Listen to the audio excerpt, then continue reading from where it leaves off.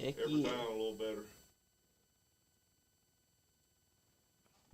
Welcome to the Ricky Dink Bullshit Podcast, episode 39, with your host, Superfly Johnny Lee, the podcast god, and Sexy Stan Sierra, along with my co-host for tonight, B Money, four-time state champion. What's up, y'all? Hey, seen you last month, in that War Games match. Woo, Marty Clay should have known better. Listen, I never try to give any guy I'm in competition with very much credit. This crap that these guys do about pumping the other guy up, and they get on there and they say, he's such a tough competitor. I'm not going to do that crap. Now, flat out, it's almost getting to the point where it's getting ridiculous with Marty Clay. It's like how many big events, not just times that I beat him, how many big events. I beat him at Caverna. Yep. I beat him at Jackson. Yep. We beat him at War Games. Exactly. And it's like, I'm all about going through the process. You guys know me pretty good. I'm all about fairness. Yeah. We want it to be fair. We want a guy to have a fair shot, and Marty has failed over and over again. I think it's time for AMW to turn the page. I got a question for you. So, are you done with Marty Clay? Like, is Marty Clay not like he's not, like, you're not taking him as a threat no more? Like, in all honesty, and this is the best thing about it. Go by straight facts. A lot of guys, they'll get on here and they'll talk a line of shit a mile long, and they have no facts. It's just a narrative that they want to spew and make you believe. Well, the facts is that I'm in the midst of one of the biggest title reigns ever in those mountains, and I have defeated Marty Clay over and over and over again. See, usually how I think a rivalry should go is you get 3 matches. Best 2 out of 3 wins, and then after that, it's over. But you beat him 4. You're what? 0-4 or 4-0 on him? Yeah, I'm starting to lose track. Golly! It's like, how many title shots does this guy get? He's had his fair shake, and I'm just going to be honest. Marty is a good-looking young kid. I will give him just a little bit of credit here. And that's all he'll get. He is tough, because I have gave him some good beatings. But at the end of the day, it's time to face the facts, and Marty Clay is just not good enough right now, and it's not going to happen. Do you think it's like your veteran instincts, like, in the ring, or do you think it's like there's levels to this game and you're just on a different pedestal than him? I think I'm on a different pedestal than him because I've tried to teach Marty Clay. People say, Stan, he don't teach nobody. No, Stan will teach you something by you earning it. You're not going to get nothing from Stan Sierra. You're going to earn it. I had to earn it. You're going to have to earn it. And I have told Marty Clay over and over again, and you guys, I know, have heard me say this, expect the unexpected when it comes to the wrestling business and being the AMW heavyweight champion. And he just is not listening. Even inside a War Games match, he underestimated you. He thought that he was going to come in there gung-ho, and he was going to somehow walk it dry, take you out. But what we ended up seeing was that you outclassed him. See, when you've been in here for a while, and you learn things. You learn things about it. You know how to manipulate things. It's all part of some people you can call it a gray area and say, oh, that's dirty. Well, maybe it is. But the ultimate goal at the end of the day is to win. Hey, if it's dirty, that means you're trying harder than him.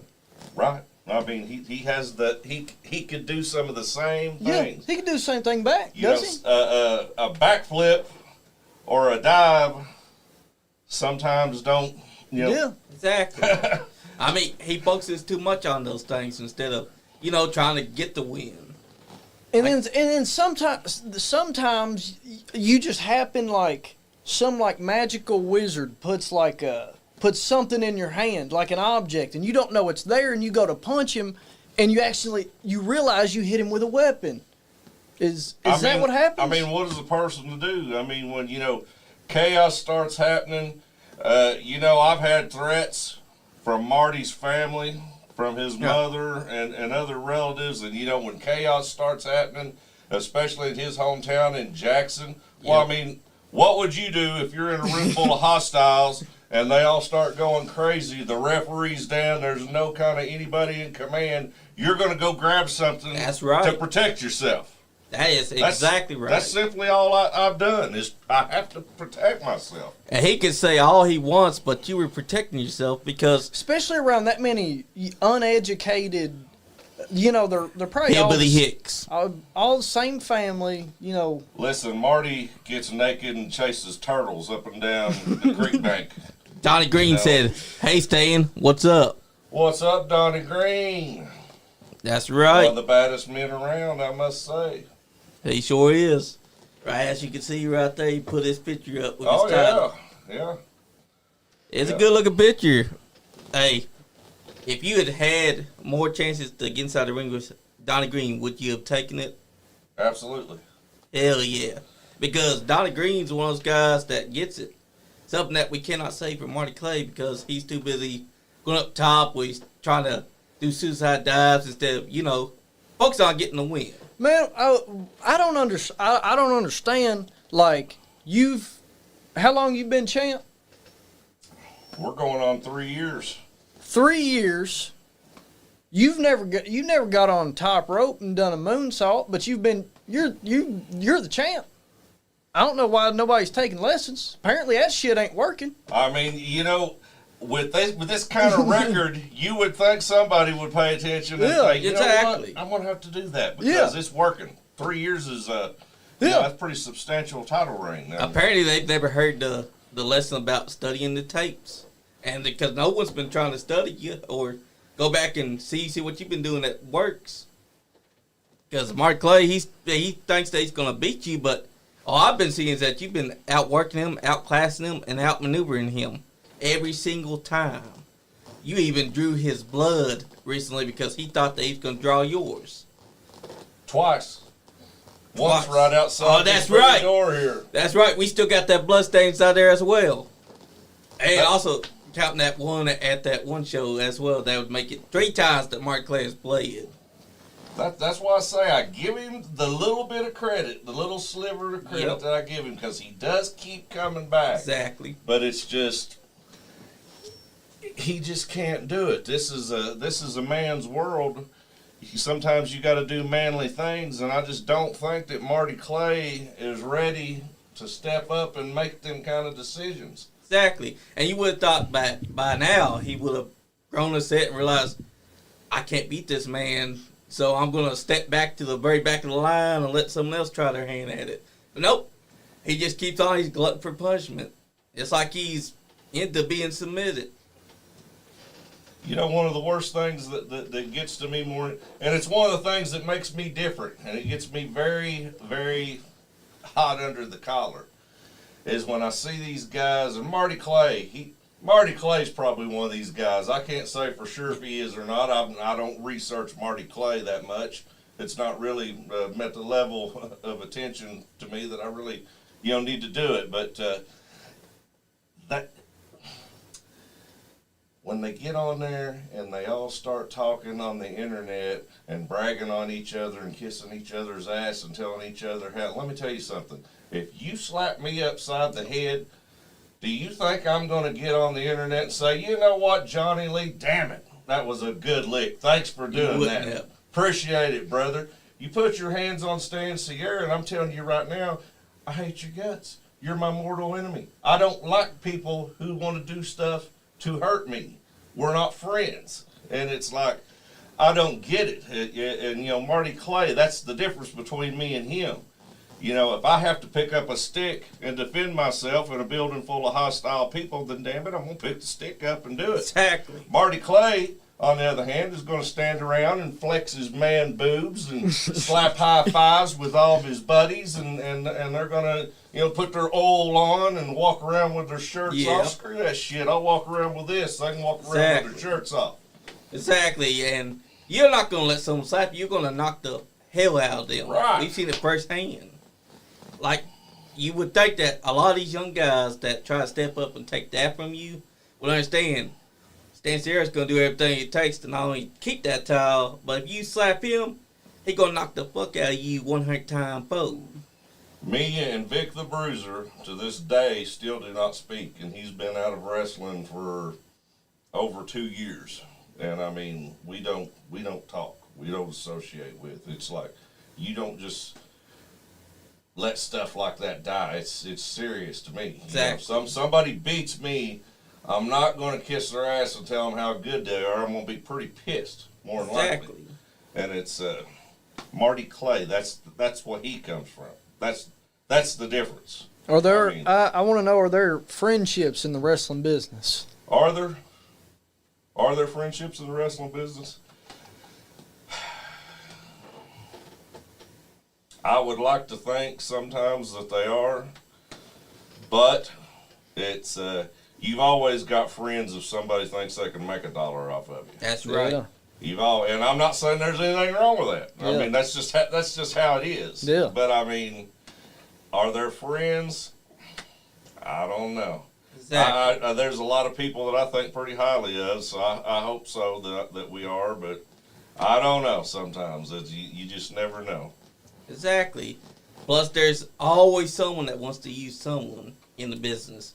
Whether that be to get a champion to do what a champion needs to do, or to make a quick buck.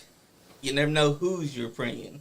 So Marty Clay should understand he got to be cutthroat. He got to have what Stan Sierra has and do what has to be done if he wants to be a champion, which he can't because he's too busy being goody two-shoes. You got to protect yourself. Exactly. Just like I said jokingly there a minute ago, but like taking a backflip. You've got to maneuver and sometimes it's not in a ring. It's out of the ring. Exactly. You got to get yourself at the right place at the right time and work your way into a situation. I can't tell. I've told people this story so many times how I was a lot of times not a first choice, but by me being there and me continuously being there, I was able to get into that spot. And then whenever I got into that spot, earn my way into that spot.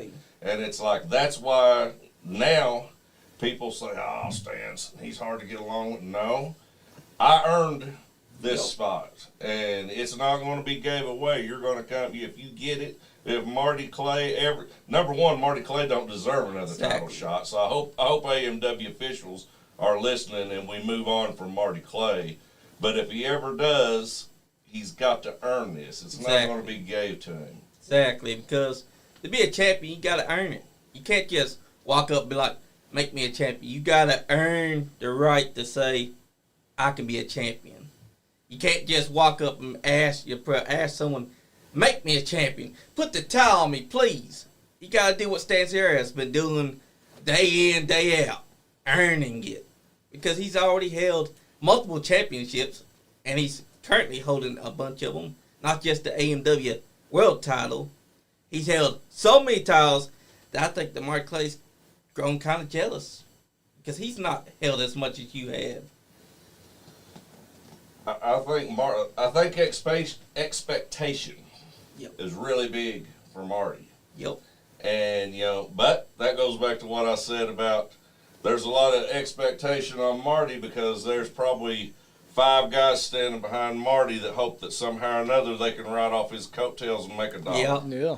And it's like, I don't want a damn thing from Marty. Exactly. I don't want to make $1 off of Marty. The only thing I want to do to Marty is beat his brains out and get rid of him from up in the mountains once and for all. And it's like, I beat him in his hometown. I beat him in Western Kentucky. Yep. I mean, you guys have been to several of them. Exactly. I beat him all over this state. Oh, he really has been beaten all over this state. And it's fact. I'm not spouting off non-factual rhetoric. I mean, it's fact. Exactly.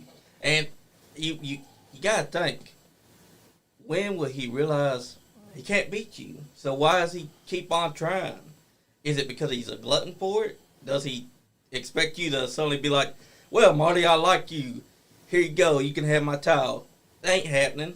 So why does he get more shots than anyone else? Because you've already beat him so many times. And you got to think, who's next in line to try to take that title from you besides Marty Clay? Because there's got to be 100 guys back there that want a shot at that. Oh, well, I'm telling you, the future at AMW, it could keep going for many, many years. What they got going over there, they've built something really good, and I think the people, they support it good and want to come out and see it, and they got a good relationship in a lot of these communities over there with the schools and stuff. We have a really good reputation, so I think it works over there, and I think sky's the limit. I mean, you get some guys from the north that'll come down there, and then you got the guys coming from Tom Pritchard's and all them, JCP, all them guys are coming up, and I mean, it's the future in AMW, I think. And it has long past me is really looking good. Hell yeah. And plus it's got great production value. As you can see, we're watching right now here on the big screen, which no one else can see but us. But it's got great production.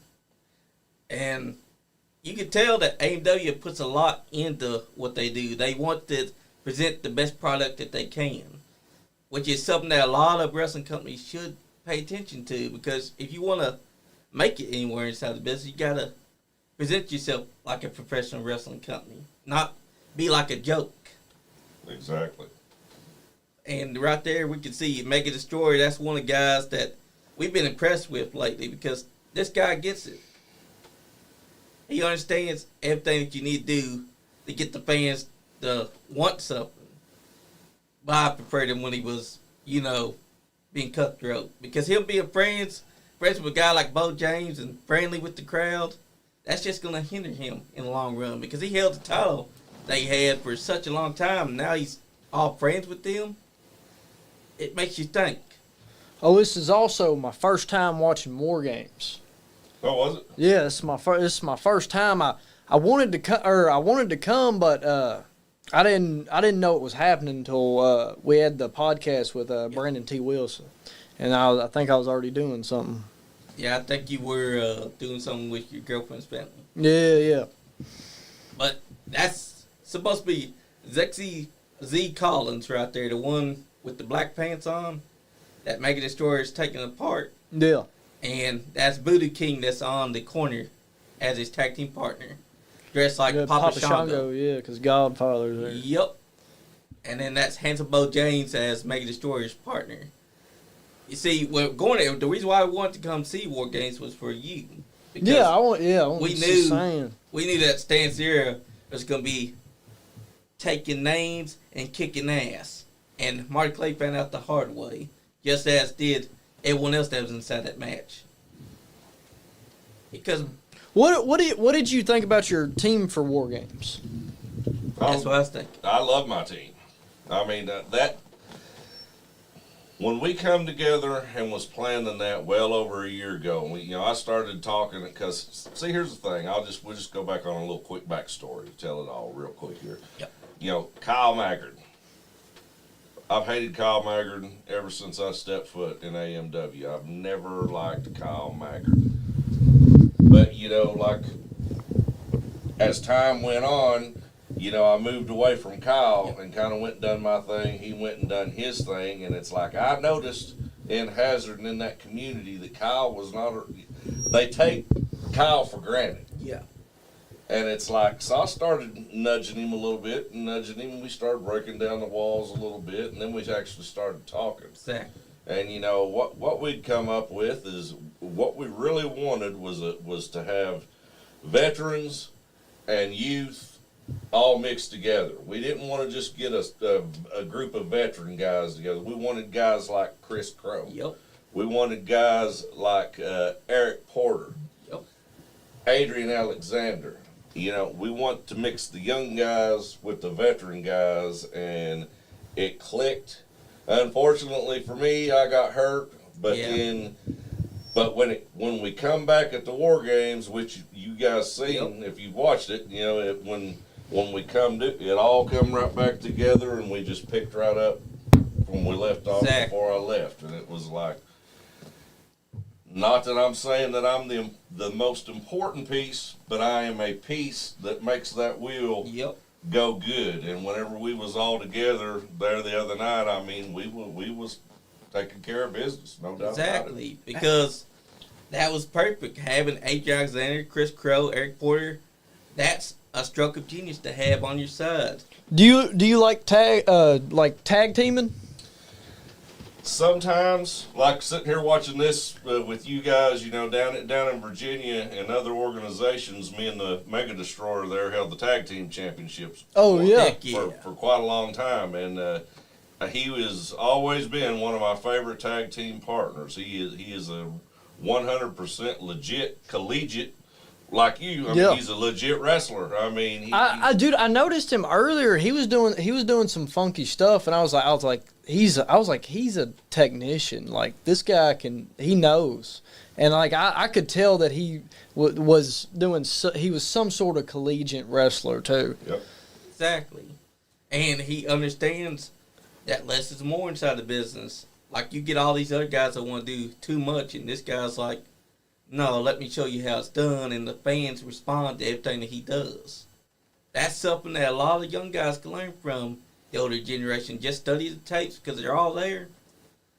Even when you were inside a War Games match, you showed that less is more. You wasn't doing too much against Marty. You were still beating on his ass, and he knows that he couldn't beat Stanzier, so he tried to take out Adrian. He thought that he was going to get that win with that, but you showed him because he got to say hello to your weapon.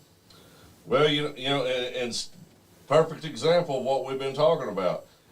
Instead of going for the kill, like you've got to do, when that slim door arises that you can take control and possibly win, what Marty Clay do? He wants to do, what's that move he does, the dead man? Yep. He wants to do a spectacular dead man's curve off the top rope in the steel cage. And if you watch the video, I'm literally sitting there with the stick waiting in the corner. I'm watching him. I know Marty like a book.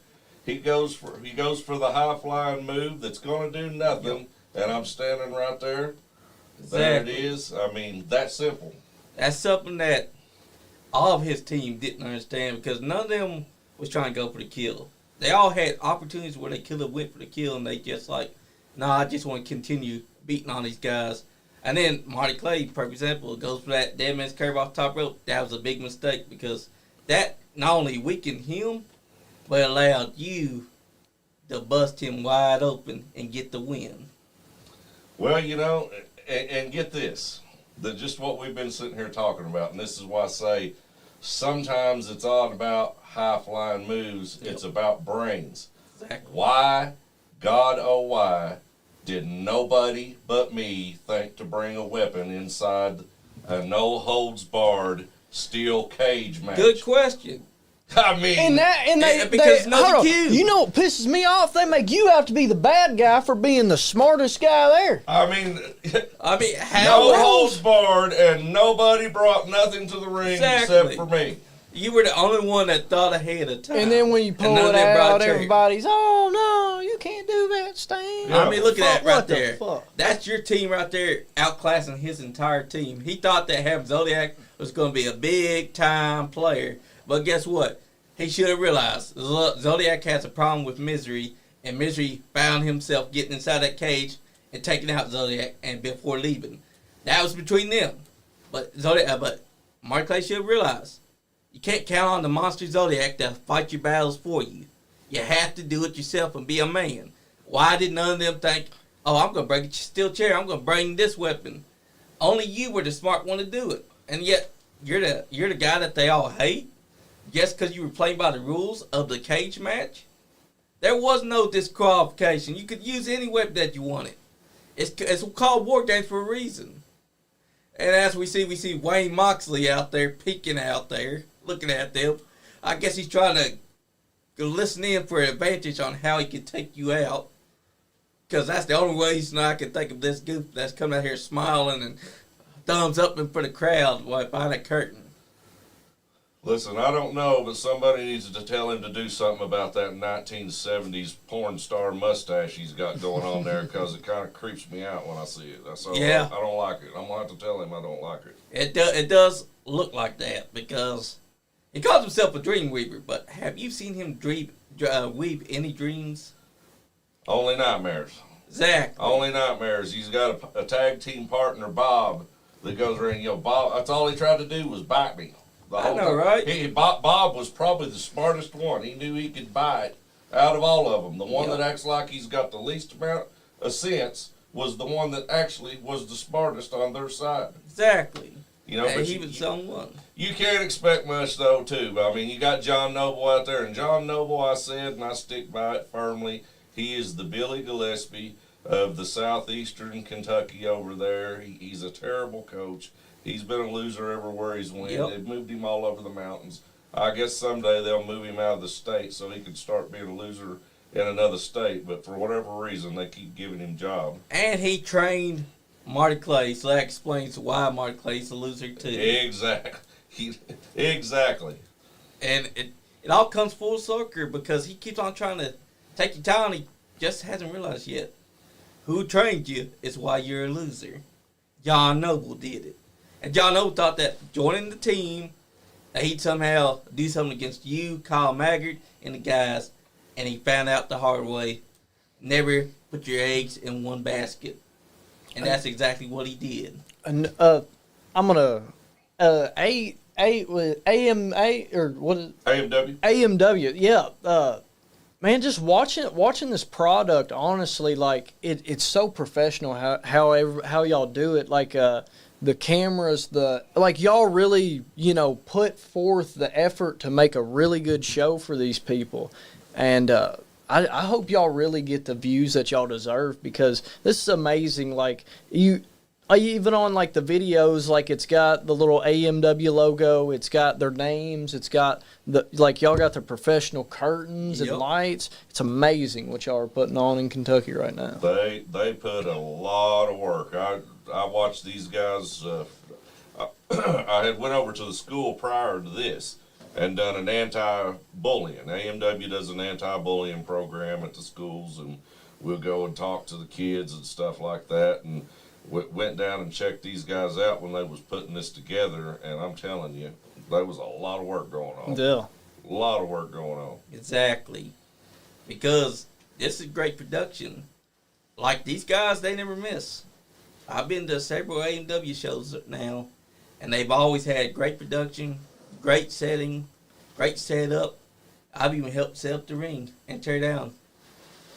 And that's another thing that sometimes gets on my nerves about young wrestlers, because there are wrestlers that will complain about having to help set up the ring. But I think that's just them wanting to be lazy, because I don't care if the ring's heavy. If you're going to put in the work, you put in the work. Set it up because you want to make sure that the ring is set up right. You want it to be perfect for the wrestlers that's going to be inside that ring, and show respect to them no matter what. And that's what the young guys need to start learning. Like this guy right here, Corey Sparks, he got it. He just needs someone that can be the mouthpiece for him. Someone that can give the talking for him while he does the wrestling. Corey Sparks has a ton of ability. Sure does. Ton of ability. Like he can do a great German suplex. We witnessed him German suplex that big man right there, and that's no easy feat. Like this match from top to bottom, you knew that. Whew, yeah. And that's the hardest part of the ring too. Yeah. The apron is always the hardest part. Can you confirm that? I can confirm that. Because that's the part that has no support. So when you get dropped down at that, you're getting the full force. And that's right on the back too. And the back is taking a hell of a beating when you get dropped on there. Like this guy right here, during the War Games match, he came out there for Zodiac and only Zodiac. You notice he left as soon as he got his hands on Zodiac. That means this man was not there to help Marty Clay or help Team Maggard. He was just there to get his hands on Zodiac, and that was that. And they could try and say that Misery helped y'all get the win, but they're wrong because he wasn't there to help y'all. He was just after one man. And again, I would have to say, how did he help us get the win in a Exactly. no-holds-barred match with no disqualification? Exactly. And yet, there's people that try and say that. Like, Marty Clay probably thinks that this man got hired by y'all somehow and told him to come out there and attack. And that makes no sense because in a War Games match, anything goes. No DQ. Like, he should know that. That's nothing inside how the rule says that you can't bring a weapon or have someone come out there during a cage match. It just makes no sense for him to think that. Then again, he is from Lost Creek, Hazard, Kentucky. So one thing for Marty though that I keep saying is he didn't have the luxury that I had, like for so many years. Like you're showing the picture there, Donnie. Yep. When you go in, week out, month in, month out, year in, year out, and you're doing shows with Johnny Green, Ray, Al, Larry D, Chucky Smooth, Jim Chadwick. You got to be good. Yes, I mean, because those guys are good. Ronnie Roberts, those guys are all bringing their I was thinking of Ronnie Roberts when you were saying the I mean, names, I may be missing a couple. There's probably more, but I mean, there's a ton of them. That original group that we had up there for a little while, because I wasn't even part of it. I just got to be, they was really the group, and then I got to come in there at the end and work with them, and it's like, everybody's phenomenal. Yep. And it's like, these guys today don't understand that. Exactly. It's like where every guy on the show could be at the top.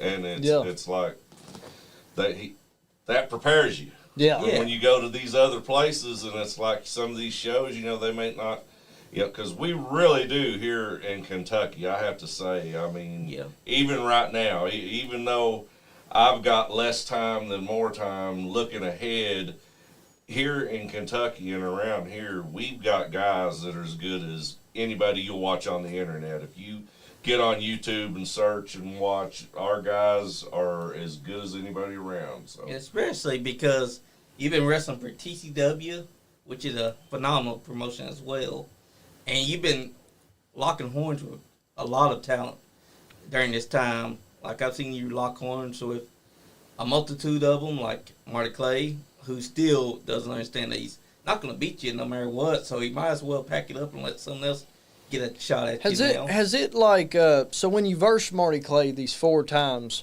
was it, so the second time you versed him, was it the same Marty Clay as the first one? Like, did he change at all? Did he progress? Did he get better or worse? Yeah, he's gotten a little better. But here's the thing, I think I have too. Yeah. I mean, that's one thing in wrestling that anybody that you've heard it's kind of cliche, but it's like, by no means do I claim to be any kind of master of all. Exactly. I learn and I evolve. I watch these new guys, I see the stuff that they do and so think about, well, how can this is the difference between me and Marty Clay. I'll think about, how can I utilize that, or how can that benefit me if I do that? Exactly. Where they're just thinking, move. I'm plotting and thinking, and it's a champion mindset right there. Exactly. And Marty has gotten better. I'm not going to say physically he's gotten stronger. I'll give him that, but Marty does not have the killer instinct. I do not think he does not have the killer instinct. He don't. And as the old that saying goes, no matter how old or experienced you are, you're never too old to learn something new. And you've been learning and improving. That's something that he'll never be able to outdo, because he may be improving, but you're improving 10 times more because you're a champion. And when you're a champion, you got to improve a lot more than these young guys can do. Well, the comparison is that you set Stan Sierra and Marty Clay on a track. Yep. Number 1, number 2, right beside each other, and then you tell Marty Clay, "Oh, you gotta wear clown shoes." That's how the race is. Think about how far you'd be ahead of Marty Clay if he had clown shoes on. Right. Exactly. Like, think about this. Marty Clay's been after your championship for months now. You've beaten him at every turn, no matter how many times he improves. He doesn't realize you've been improving 10 times more than what you did the first time that you met him inside that ring. And until he realizes that, he's never going to become champion. And then the guy that's behind him that's waiting for his shot, eventually he's going to be like, I'm taking it. And then he's going to become the one that's going to be facing you.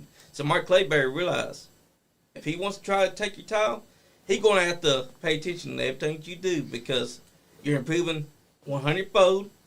You're getting better. You're getting more faster than him. And you're starting to see exactly where Marty Clay is. And you understand that Marty Clay just ain't going to have that instinct to kill because you've already had it. And you're always going to have it. He don't. You know, I'll just give you a little insight here that I tell you. When, on the part where me and him face off in the cage there at War Games, and I got him all razzled. You know what I told Marty? I told Marty because he was talking about, he pointing at this belt, and I said, Marty, before you get this belt, I promise you, I will smack your mama right in the mouth. If it come down to me keeping this title, or smacking Marty Clay's mama right in the mouth in his hometown in front of everybody and family and everybody, just to show him that, and that's what razzle dazzled him. And it's like, if I can say that to you and get under your skin, and obviously made him, you know, we seen what happened at the end, so it Marty's just got shows. a long way to go. Exactly. And he might as well step back and let someone else step up to the plate because he ain't got it. Because you told him, if he wants to try and take your title, he's going to have the killer instinct himself. He ain't got it. So let someone else step in. Because I'm pretty sure that there's a number of men just waiting and salivating at the mouth to get their chance to take on sexy Stan Sarah for the AMW Championship. Heck, even inside Triple Crown Wrestling and all the promotions that you hold the world title, they want their chance. So, Mark Clay, I'm sorry, brother. It's time. Let someone else have a shot at Stan Sarah. Because I'm pretty sure that he's getting tired of beating you out every sense of word. Because for sure that you've beaten him at least 100 times. I mean, like you said earlier, it's not a rivalry. People ask all. You know, I went on the little Jackson, supposed to be biggest sports radio, sports station, whatever, and you know, of course, that's Marty's hometown. Yep. And I go on there, and this guy's talking to me like we're actually in some kind of competition, and I'm like, I had to correct him on air, and I'm like, you do know that I beat Marty, like every time I faced him here lately, right? I mean, Exactly. They get that Kool-Aid, you know.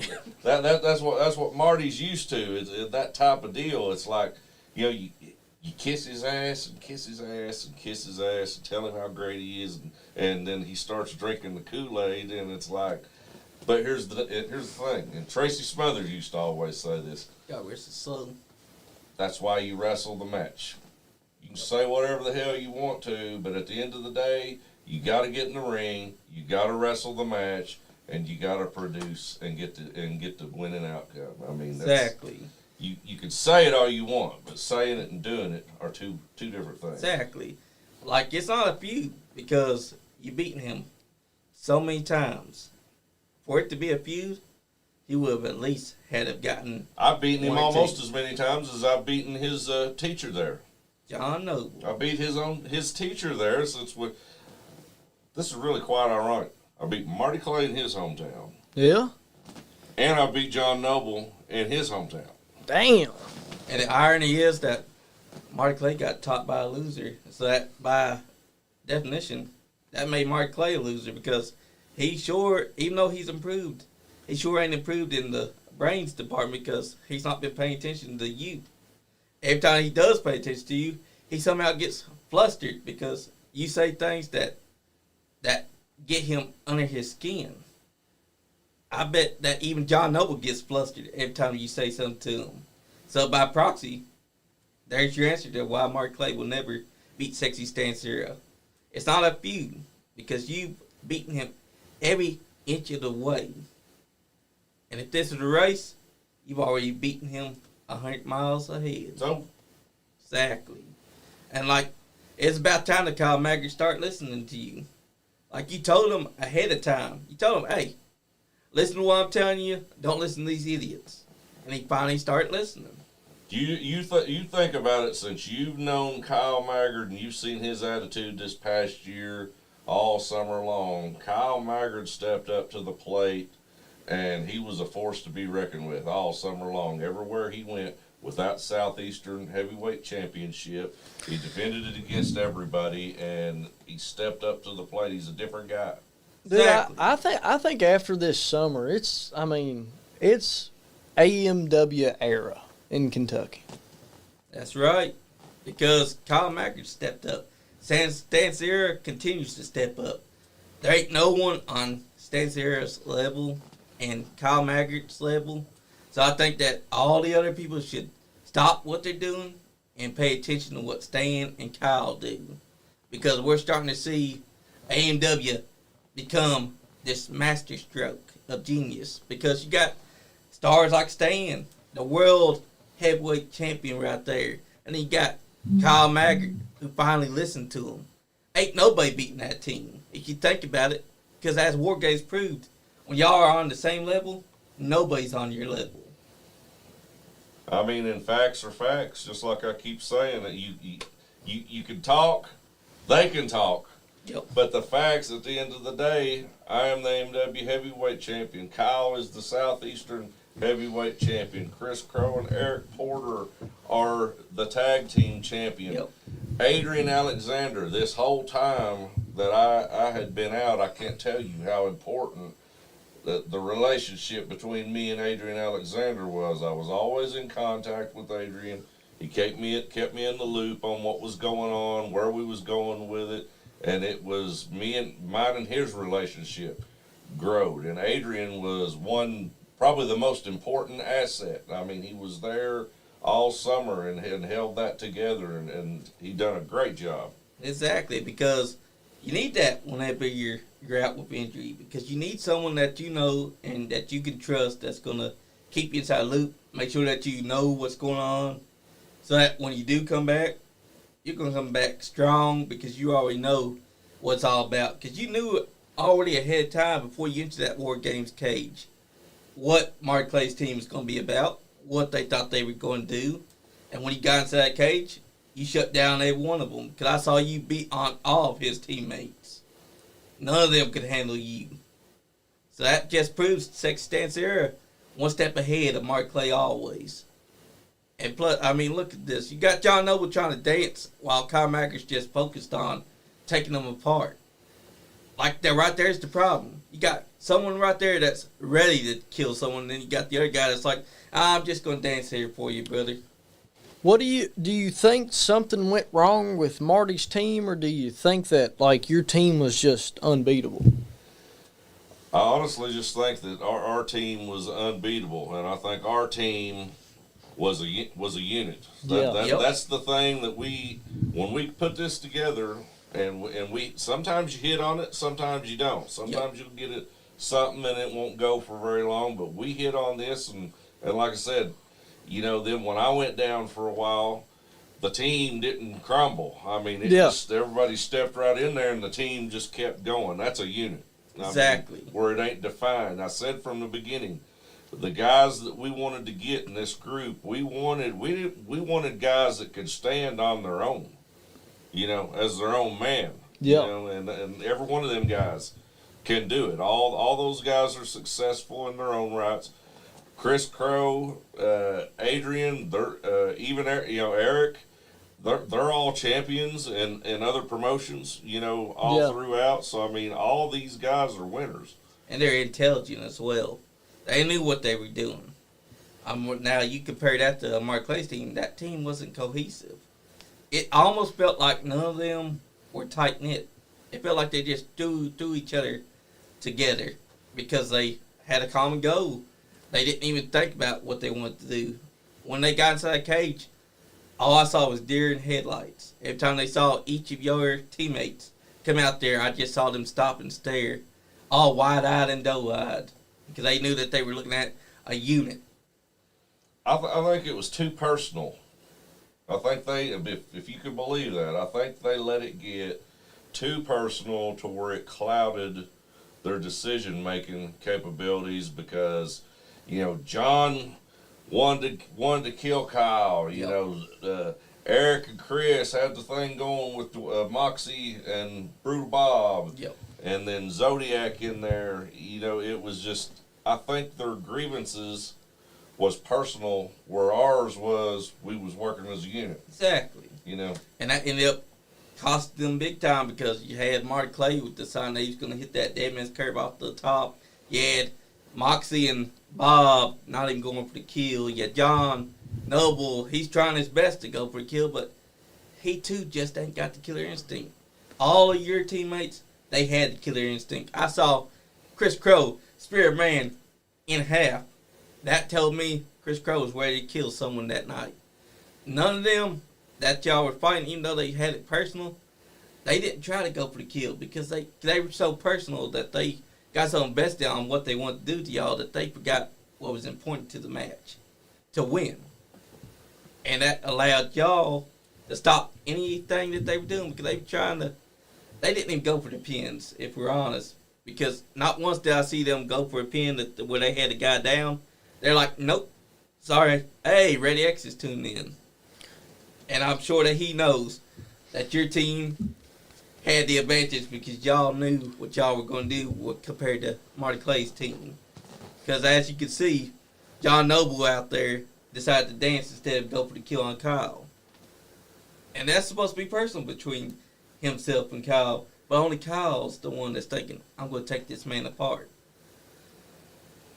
So Rated X, I'm sure he's probably, there's nobody got a mouth like him. We all know that. Exactly. I was kind of hoping he'd get mad and try to get in more games and do something about it. That way I could go ahead and get rid of him too. That's true. Because if he got through the cage, it's legal. If he got inside that cage, you would have taken him out just the same as you did Marty Clay. Would that be legal if you went over the cage and dragged him in there? Or out the door? Not really, because in war games, you can't leave the cage or your team forfeits. That's right. That's the only rule that the war games cage has. Listen, let me tell you guys something here, because you both been around Jimmy Walls. Don't let him fool you. He knows beyond a shadow of a doubt, because I have done it in the past. He knows if he pisses me off too bad, I'll knock his ass out. Yeah. That's he right. knows. He knows. He can talk whatever he wants and talk all that game, but at the end of the day, he knows I'll knock him out.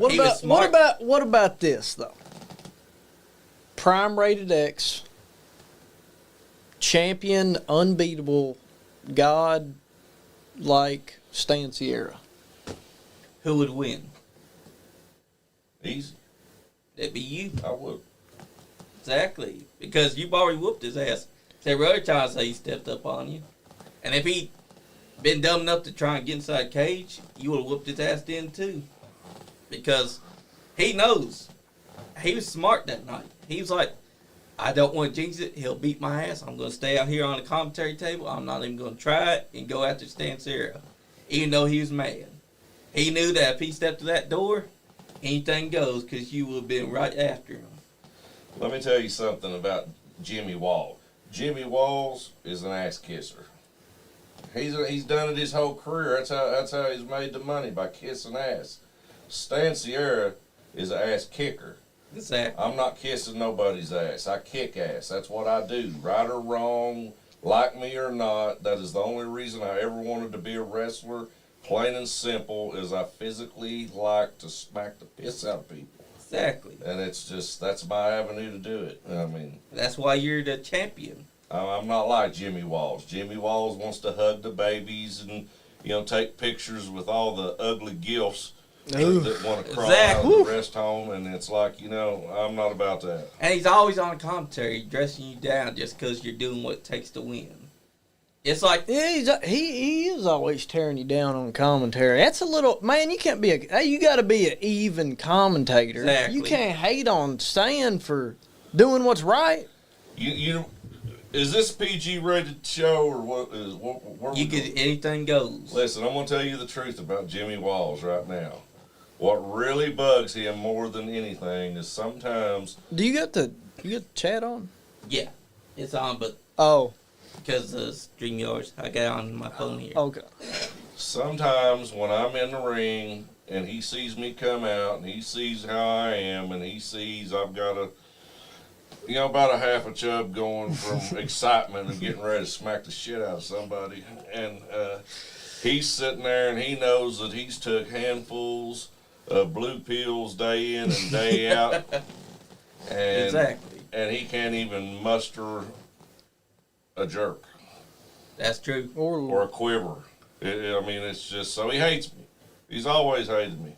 I think that he's jealous of you because your name's Sexy Stan. Right. He ain't sexy at all. Right. What do you think that name means? I mean, And yet he calls himself Ready X. But I ain't seen him done anything that warrant that name. I just see him talking to God towards you instead of actually doing something that warrants that name. well, there's never going to be a fair shake where it comes with Jimmy. Jimmy don't like me. I don't like Jimmy. I'll be honest with you. There's some times that I've wrestled at the USWF. I do it just because I don't like Jimmy. Yeah. Just for no other reason other than I just don't like Jimmy. Because you know that he's going to go Just off go the down there. rails. Do you go down there and just kick ass like you pretty much busting heads? I go down there and act like I run the joint. That's right. That's And what champion should do. and that's what Jimmy don't like. Jimmy don't like that. Does Jimmy say anything about it when you're running shit?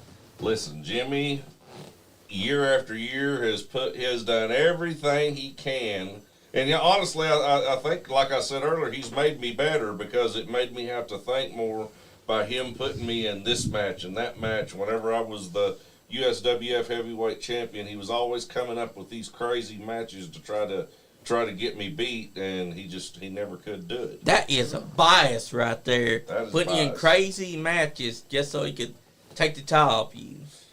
Listen, his name is not Jimmy Walls for nothing. You understand that? And don't you brought Yep. you Walls. That's Tim. That's Tim Walls' little brother. That's true. Mm. Now I understand. Anyway, what was you saying? I had to let him know about Jimmy. That's Jimmy's stepbrother, Tim Walls. Well, shit, what was I gonna say now? Fuck, What I were you think I gonna lost say, it. brother? I think I lost it. So back to Jimmy Wallace. Jimmy Walls is Tim Walls' cousin. Yeah. Oh my God. That explains everything. That's why he's biased toward you. Because he saw that you're a man that gets things done. He's like, I want my tile film, so I'm going to book this. I'm going to book that. I'm going to book that. I hope they loses. Oh, goddamn, he won. I want to book this match now. Oh, he won again. That's bias right there. Yeah. See, Jimmy and all them, they plotted a couple of years back. I don't know if you did you guys go to Victor Bruiser's last match? We wanted to. Or did you go to his mama memorial? So here, I was in the main event against Omega. Yep. Vic, was you there? I think so. Vic comes out there and see what Jimmy had planned is he thought that, Omega and Vic and Jimmy and all these guys was all just going to have a big field day and it was going to be Whip Stan Sierra and Eric Porter's ass night and all this stuff. And when they come out there, what ended up happening is on Vic the Bruiser's Mama's Memorial Show, I hit Vic the Bruiser in the face with a fireball. Oh, man. But then I'm the bad guy. Yeah. But, that's what they wanted Vic to do to me. That's what Jimmy had planned all along. That's what they was going to do. Then it backfires. And then all of a sudden, you know what, that's Stan. He's blah, blah, Exactly. blah. It's Man, like, people are just I don't understand why people just throw this heel narrative on you. Dude, Exactly. you're such a chill guy, and if everybody was as chill as you, shit. They might be world champ. Who knows? But why is Jimmy Walls being jealous of you? Is it because he knows that you're a better champion than he ever was? Is it because he knows that you can knock him out no matter what? Or is it because he knows deep down that if you and him were to ever have a match, and it was Prime Stan and Prime Ready X ain't winning. And he knows that. he knows that Stan Sierra would have been around during his time. Let's say, for instance, I don't know how many title reigns he had. If he had 10, he would have had 5 or 4. To him, he says he had 19 title reigns. 19. So he wouldn't have had 19 if you were around during that time. No. He probably wouldn't have even had He a also championship. he also had to lose the belt 19 times. Exactly. That's nothing to brag about. 3 years. Whereas Stan has held this Anybody championship. can play hot potato. And Stan's held this championship for 3 years. That's a long time. That is 2,000 something days right now. And if he makes it, well, actually, it's about to be 4 years. Because that means that this man's going to have the longest title reign in Kentucky. So right there it tells you why Ray X is jealous of you. This championship has been defended in Tennessee. It's been defended in Indianapolis. It's been to West Virginia. It's been to Virginia. It's been to Tennessee. It's not just been defended in Kentucky. It's been defended around. I mean, it's... And that's what a world championship's supposed to be. It's supposed to be defended everywhere. Not just one state, but all over the country. Just so people know who the real world champion is. Because everyone else can claim their title be a world title. But if they've not defended outside the state that they're in, then can they really call themselves a champion?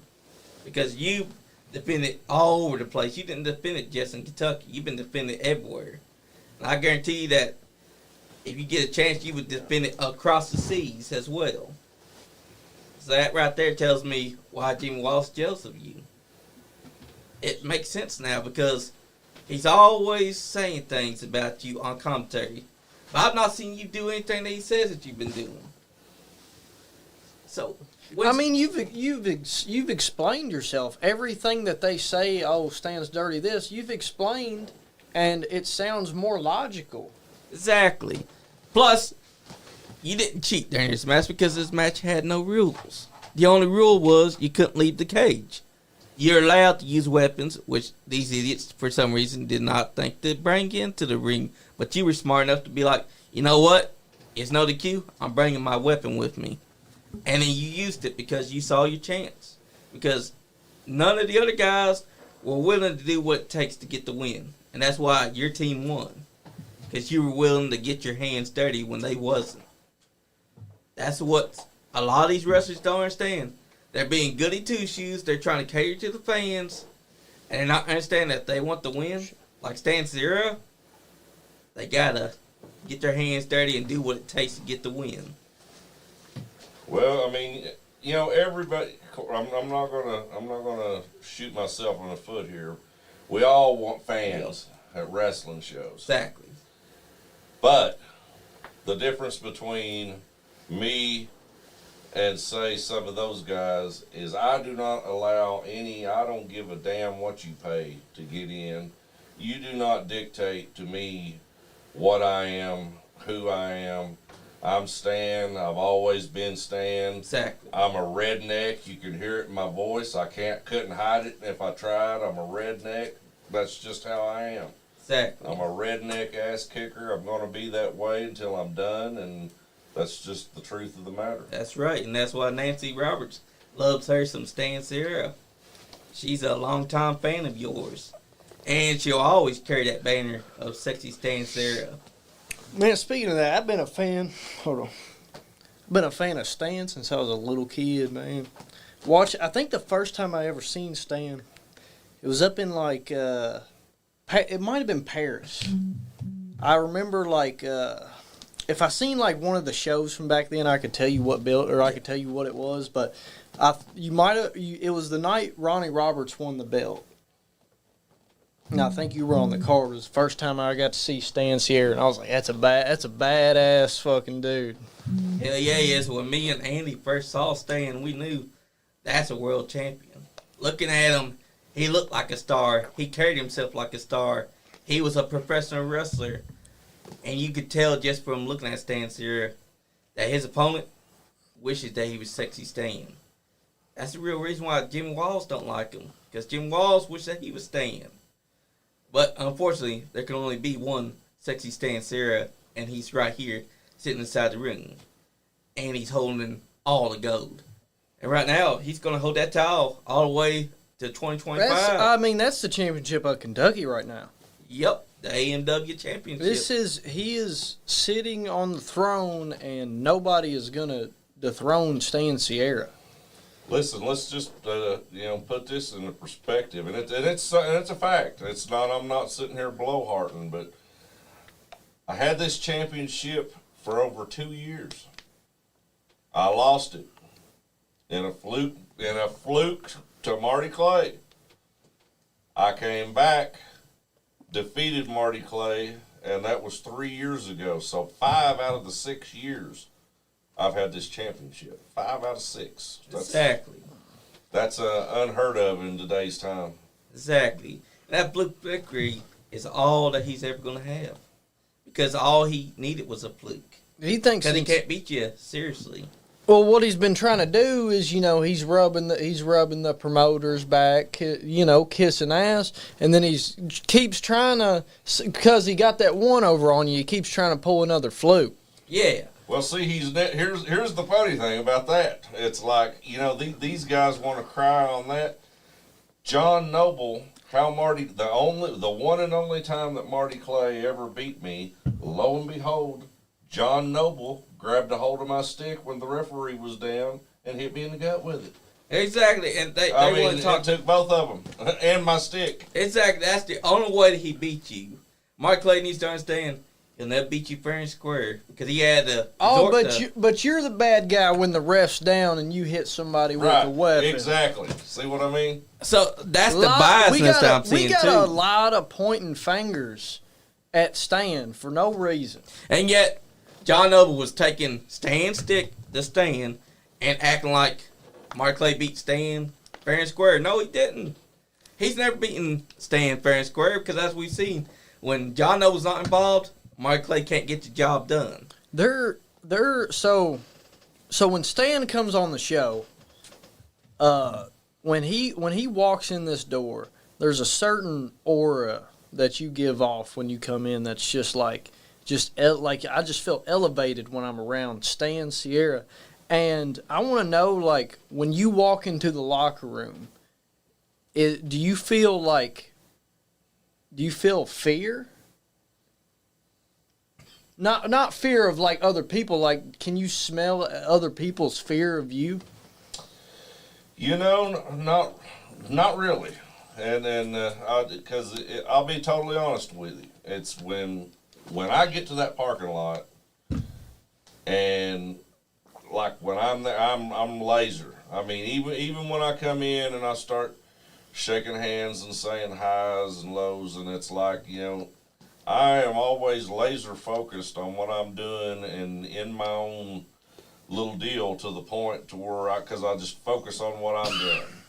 So I really, honestly, don't pay a lot of attention. I just really don't because I'm usually focused on what I'm doing.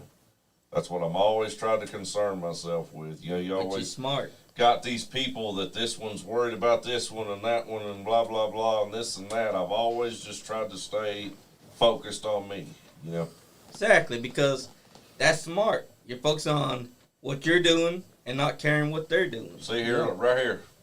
Marty Clay, he had to jump off the top. Yep, and that allowed for that to happen. Like, that's my thing about Marty Clay is that if he had the clear instinct, he wouldn't have done something like this. He allowed Kyle Macker to hit a Simone drop after catching him. Because he thought that he's going to do something spectacular off that top rope, and it backfired. He did the work for Kyle. If his feet was on the ground, I mean, the only thing Kyle can do is pick you up, and you can fight that. But if you're in the fucking air, and he reverses you. Exactly. And that's my thing about Mark Clay is that several times in that match, after you were out there and the match officially started, he could have went for a pin. But guess what? He chose, yet again, another top rope maneuver, and this time it was the dead man's curve off the top rope. If he hadn't done that, he could have gotten a win. But no. He gave you time to catch your bearings. You sat there and you watched and you waited. And then after you hit that move, you were like, now it's go time. Once you hit him, 1, 2, 3, it was over with. And that's all because Mark Clay's a glutton for jumping off top rope or doing something off the top rope instead of what you're doing right there. Now, right here. Can you rewind that again? Yeah. Rewind that right. Now I'm going to show you. This is a difference. I'm going to show you a difference because we sit here and watched them all come through. Exactly. You think of how Marty Clay and all them guys come running through there all. You watch how I walk through the curtain. Because you were laser focused. Like you didn't have to come out there running. You were ready, prepared, and here you come out the curtain, laser focused on what you're about to do in that match. Like, look at the people around. They love Stan Sarah. See here. Right there. That's laser focused right there. Taking my time.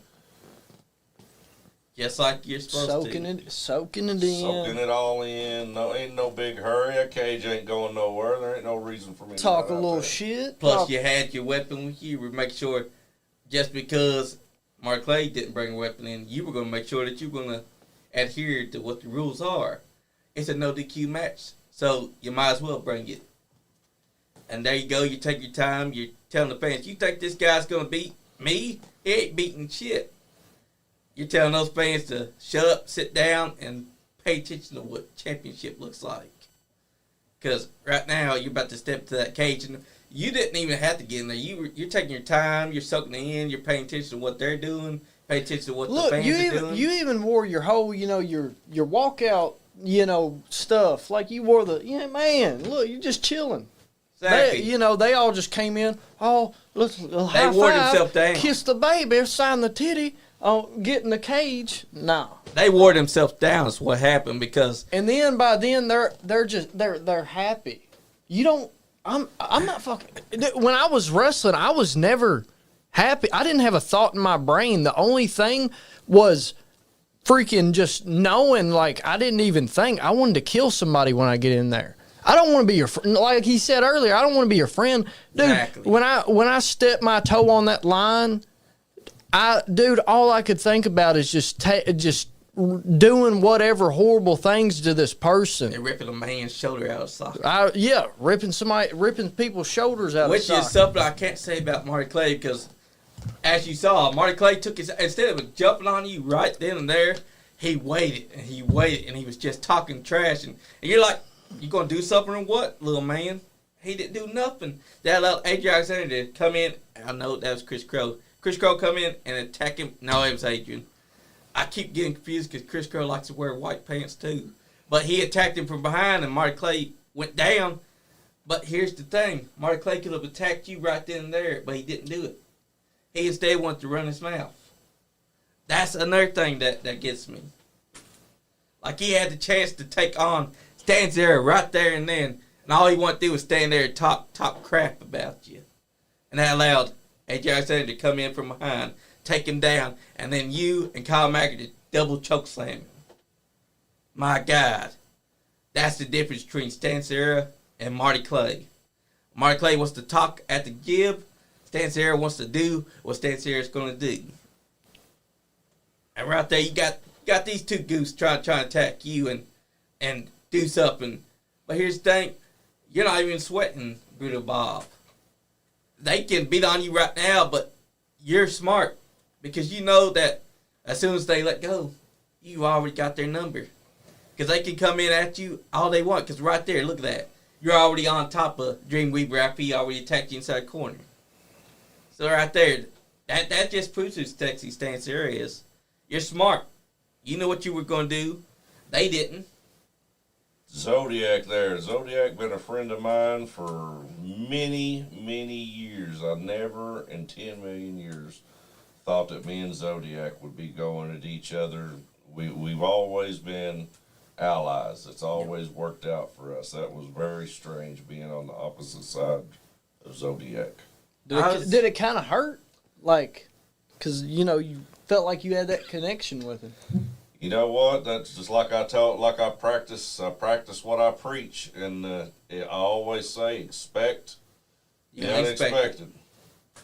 Exactly. Zodiac kind of caught me by surprise here in a minute on here, but after that, I get it. Yeah, that's the difference between Stan Sierra and Marty Clay. If Zodiac were to turn on Marty Clay, he would be distraught. Yeah, right. Yeah, he would be in the Exactly. ring crying and everything. Well, just like he did Kyle Maggard. If Yeah. you remember, I mean, called my buddy, blah, blah, blah, blah, blah. It's like, Exactly. Did that happen? Did that happen right, or when you found out that Zodiac was going to be your opponent? Did you go on Facebook and tweet about him? no. Exactly.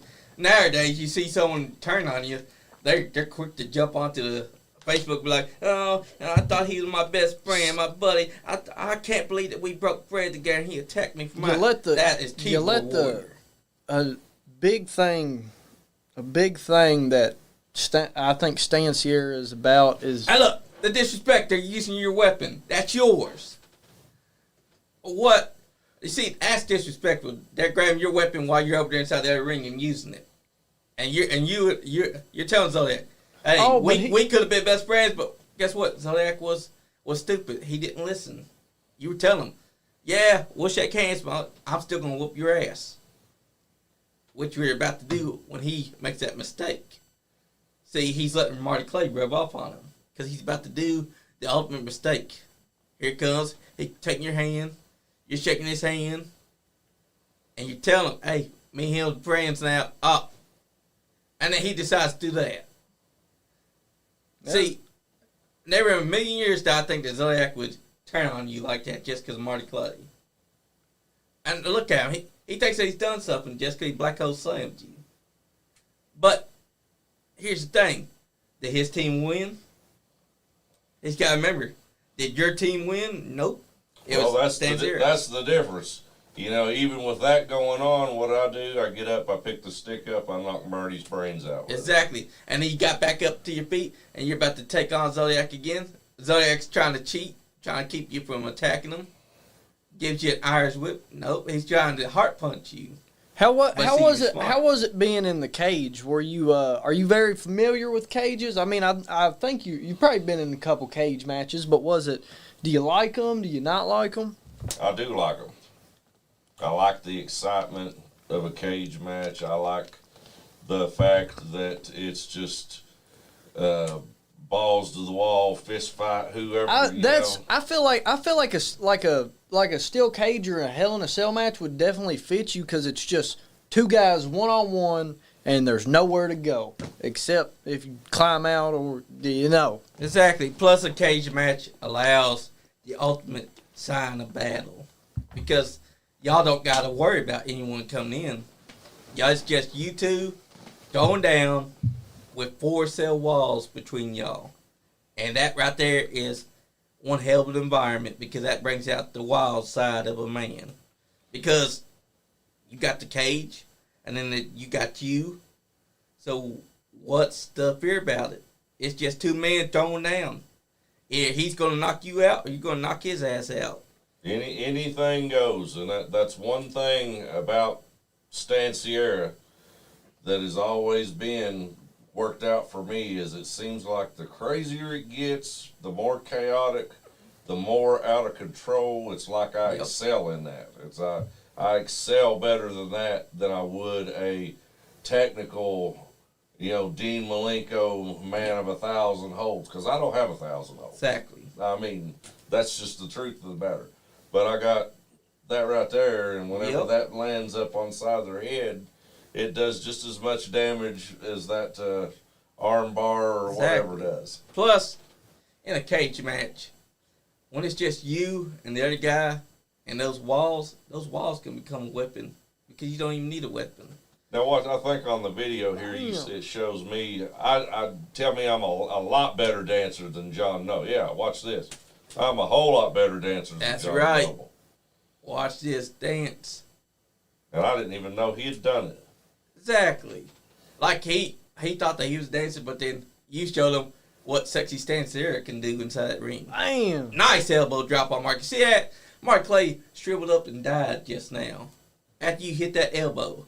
Oh, but then, of course, you have Zodiac up there grabbing your ankle. What's he trying to do, bite your ankle off? Because all I saw was him grab your ankle and try to twist it. And now you're back to your feet. See, this is the difference between you and Marty Clay. You're back to your feet. What's Marty Clay doing? Marty Clay just decides that he's going to attack you when you're just trying to catch your breath a little bit. And now he's going to try to go for a top rope maneuver. Of course he would. this could have been very bad for him if you had power bombed him off there. Because you're looking at it. That could have been it badly for him. That's a rare time where a risk pays off. That's the only time that paid off because he knew that Stan Zero was catching his breath, and he decided, I'm going to hurt around him while he's doing it. See that here we go. Right there. And once again, back on it. He goes to the well too many. That is Marty's biggest flaw. If I was going to say, Marty, go home and watch the tape and work on it, he takes too many risky maneuvers that don't pan out at the end of the day. And a costly maneuver at the end of a match, the last minute of a match can cost you the match. Exactly. Every move matters. You can get knocked out with one punch. Exactly. That happens all the time. Big boots can knock you out. Every move matters. And also with that every move matters, you start off a match fresh. Exactly. But the more you do, the more you're going to get tired and blown up. And he was making himself extremely tired because he kept on doing nothing but top rope moves. So, and you don't want to be the guy that's sucking air when it's when it's getting towards the end of the match and you've already been hit with a couple finishers. You're already stunned. Like, you don't want to be, especially when your opponents are Stan Zero, Kyle Maggard, Chris Crow, AJ Alexander, Eric Porter. You don't want to be the guy that's sucking air during minimum time for mistakes. See, you're smart. You told time out for a moment. Oh, I seen that guy coming. I knew he wasn't coming for me. Exactly. See, I knew that he's going in there not to help y'all win or to help the other team win, but to get his hands on that man right there. He just don't like Zodiac for some reason. And you know what? He's probably got a pretty good reason. Seeing how he turned on me after all these years, he's probably done that to that guy more than exactly. So it was well deserved, and as you can see, he leaves the cage after he gets his hands on him. See, he wasn't there to help y'all or to help the other team. He was just there to get his hands on one man, Zodiac, and he did it. And look, he hit side spread on you. See, he didn't even try to hit you with Dead Man's Curve. He just decided, well, I've beaten lots of people with this move. I could do this to stand and get the win. Nope, didn't happen. He took too long. Because then you saw AJ Alexander stop it. And as you can see, Chris Crow's taking John Noble to work. Oh, no, here we go. Here's the bad moment. This was the moment that cost Marty Clay to win. Because he decided that he's going to go up after Adrian, put him on his shoulder, and do a high-risk maneuver instead of actually pin someone that was down inside the ring. Right here. Watch this, B-Money. This is what cost him the win. He's going to try and do a flashy. Look at all this time he's taking. Yeah. Exactly. And I'm sitting right over here just waiting on him. I'm like, hurry up. That's right. Showboat away. And then after this, he rolls over. He tries to get the win. Now he's going to cover the guy. No, he's taking too long to try to cover him. See, that's why. I'm not sitting here waiting on him. Yep. You're waiting on him. You're waiting for him to get that pin. Now, you're right there, you're standing, and already got it ready and prepared. Boom. And now, here we go. 1, 2, 3. See that? There's the problem with Marty Clay. That is another example, another difference. Like right there, it's like, know your surroundings, know what's going on. I knew every single man was on the other side in the other ring, and I was standing in the corner just waiting with the bat, waiting for Marty to make a mistake, which he did. And that's the thing. He done that all throughout the match, too. He always wanted to do something for the top rope instead of actually trying to do something down. Because if he wanted to, he could have been attacking you, but instead he's like, I see Adrian up on top. I'm going up top, and I'm going to do something spectacular. And what did it do? It got him winded. It got him moving slower. And you took advantage with one strike. That's all it took. One strike, and it was done for. And look at that. That's a hell of a unit of a team. That's a hell of a team. That's like main event mafia in Kentucky, dude. I mean, you got Kyle Maggard Stan Sierra, Chris Crow, and Adrian Alexander. Oh, what's his And look name? at he's colored. Yeah, he's colored because I wanted to ask you. You definitely caught him with that bat pretty fucking good. Yeah. He damn. When it makes that little thud on the end of it, you know you get them pretty good. Exactly. And he bled. He thought they was going to draw your blood, but at the end of the day, we saw Marty Clay be the one bleeding, which has happened at least 3 times now. Poor choice of words on Marty Clay's part to always say that he would make someone else bleed. Because so far all I've seen is Marty Clay's blood. Yeah, he said he did that. He said he didn't have time to bleed Yeah. on his posts. It's like you say, obviously you do. That's all you do. Yep. Is bleed and get beat. Yep, And because then cry. inside that room inside there, you can see his blood still stains the carpet. And then at the last show after that, he's bleeding. And then at War Games, you busted him open. He ain't got time to bleed. Well, it looks like he's got more time to bleed than anyone else. Because no one else on his team is bleeding. They're all the only ones that ain't bleeding. But Marty Clay, he's fragile. He's bleeding. So, As serious as I could be, I would highly recommend to Marty Clay, if he's out there listening, to give up running around naked up and down the creek bank, yanking turtles out of creeks, and spend more time in the video room, watching video, studying video, learning ways to win other than what he's doing right now, because obviously it's not working. exactly. He needs to. But who am I? I mean, Exactly. he ain't going to listen to me, but who am I? I'll just keep on being the champion, and Yep. he can keep on getting beat. Exactly, because at the end of the day, you're the smarter one, because not only do you know what Marty Clay's going to do, but you study the tapes. You don't even have to study tapes, actually, because he wrestled them so many times now that you can predict when he's going to go up top, what he's going to do on the top, and win the strike. Like, you knew that he was going for that dead man's curve. As soon as you saw him climb that top rope, you knew this idiot was about to do something stupid. And that allowed you to nail him with the bat.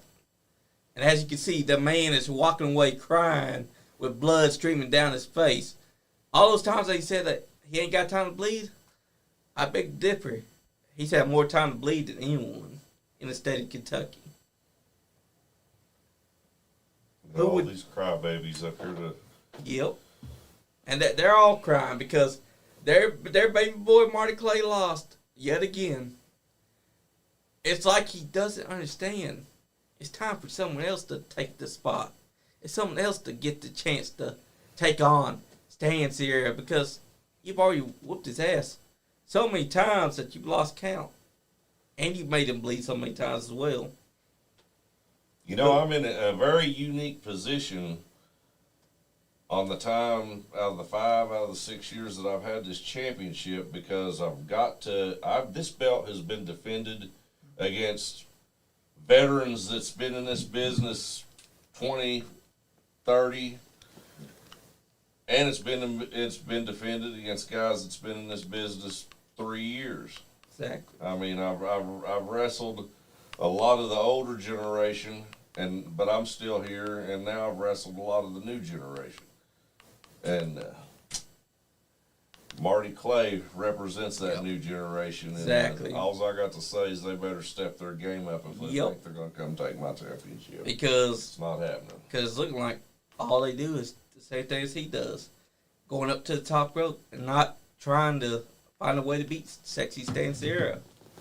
Who would you say would be a future opponent that you would love to lock horns with that you haven't locked horns with yet? Is there anyone that catches your eye? Yeah, I have some unfinished business with Wayne Moxie that I would like that we never got to settle some things between me and him, and because I got hurt before we had the opportunity to do that, and that was actually my very next opponent. So Wayne Moxie's one. I would definitely like to meet up with him. Bob, you know, I've wrestled Bob down in Tennessee, and me and him had a really wild crazy match, and I'd like to revisit that, you know, because Yeah. Bob's more my kind of guy. Bob's not going to cry if you, I give him a little credit. He ain't going to cry if you punch him in the mouth. Exactly. I mean, you seen how he bit my hand. Yep. He bit, so, guys like that, who knows? I've just about wrestled them all. I don't really know very many worthy Yeah. that I haven't wrestled. That's true. I mean, Like, if they're going to have someone that you would want to wrestle, they have to be worthy. They got to prove that they should be inside the ring with Sexy Stan Sarah. Now, Bob and Wayne, they proved that they could be inside the ring with you. But all the other ones, they need to take a step back and examine what would make them worthy of ever facing Sexy Stan Sarah for the AMW title or any championship that he holds right now. I think they're going to have to study the tapes if they want to find the answers to that. Then again, if they're like Marty Clay, I don't think they'll understand. Because Marty Clay sure ain't understood that him going up to the top rope was his biggest error.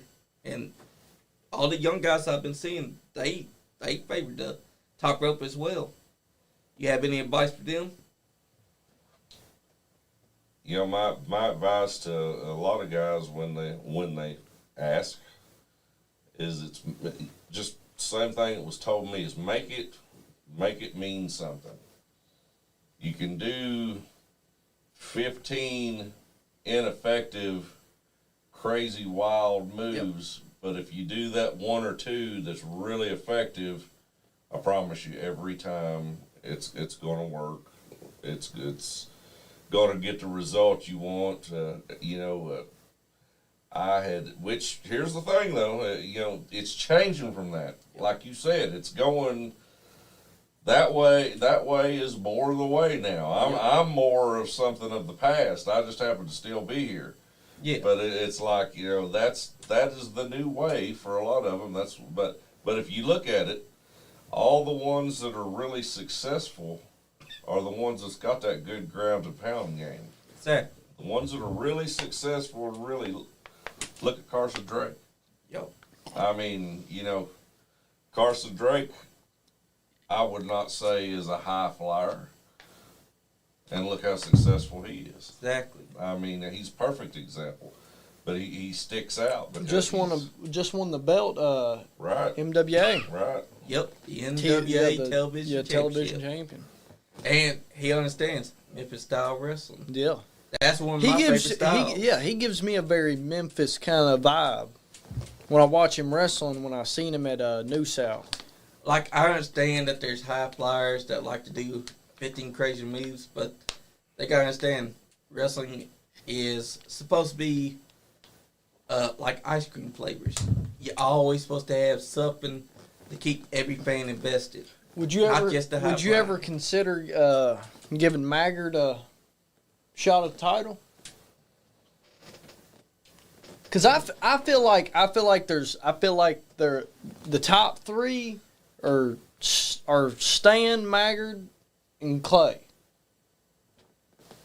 Well, that's kind of a touchy subject because me and Kyle had a pretty rough go way back when. I actually defeated Kyle in his hometown where he went to school at on the last day of the school's existence.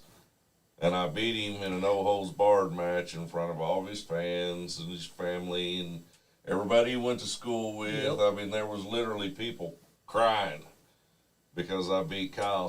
But we've come a long way since then. I mean, when you're going for this, everybody's competitive. Exactly. I mean, anybody, all these cool guys that you see on stuff, they all get on there, and I study everybody, I watch everybody, I know what everybody says, I watch them, and for the ones that get on there and say, "Oh no, man, I don't really need to have to be the champ," and then what the fuck are you doing here? Yeah, exactly. If I'm not wrestling for this belt at AMW, what the hell am I doing even getting in the ring? What is at AMW that could be more important than going after this AMW championship?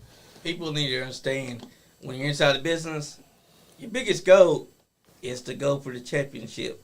Because when you have that championship, you're proving that you are the top dog without a shadow of a doubt. So if you're not won that championship, then what the fuck are you doing? Right. Get out. Exactly. That's not what you want. Exactly. Because that's part of being a professional wrestler. Is that championship represents what you want to get. Every time you go out there, you want to act like you want to wrestle like you're wrestling for a belt. Yep. Because what's the point? Because if you're just there, But I mean, Stan every time he is wrestling for a belt, Yep. so I mean, he is a he champion. just stays in that champion mindset. I mean, think about it. He's about to be on the 4th year of holding the title right now. That means that he's going to be the longest reigning champion. So, I can see why they're intimidated. Why the people that are scared to go for a championship are scared. Because they don't understand that when you go for a championship, you're putting that company on your back. You're the workhorse. The workhorse of that company. So when you're holding that title, that means something. If you treat it like it don't mean something, then that title gets devalued. A lot of these young guys that say that they don't need a championship, they're devaluing the championship by saying that. Because the whole point of the championship for any company is that you want to hold that championship around your waist, on your shoulder, and carry that company and make that company mean something. So if you're saying that you don't want it, then get the fuck out. Why are you inside the business for? Because that means something. Like, that's one of my pet peeves of wrestling. When every time I see a young guy say, oh, I don't need that championship, I'll get it next time, blah, blah, blah. I'm thinking, what the fuck are you thinking? Go for the title now. Don't say that you'll get next time. That don't mean nothing to you. That's disrespectful to the company that you work for and to the championship that's been held by all the other wrestlers that have wanted that championship. A lot of these guys need to understand you're inside this business to win. And that's the whole point of the business.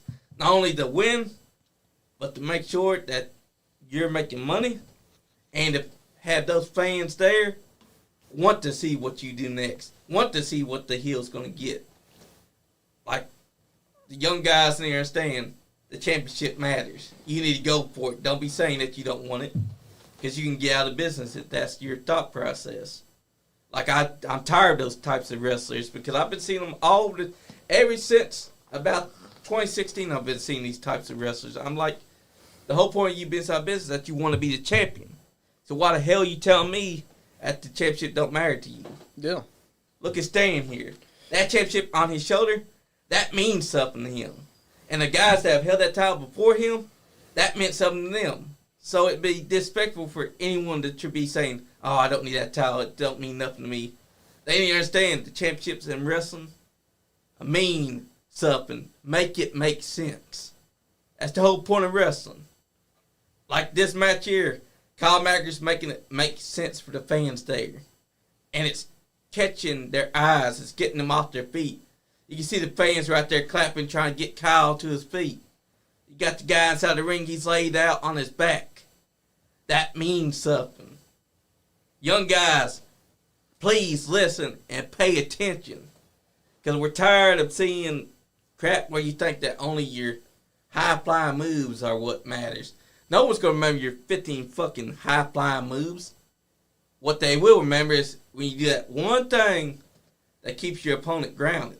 Because I got to tell you, one of my pet peeves with AEW on TV is all the times where they've done spots where a guy gets up and it kills everything that they've been working to. And I'm thinking, you stupid son bitch.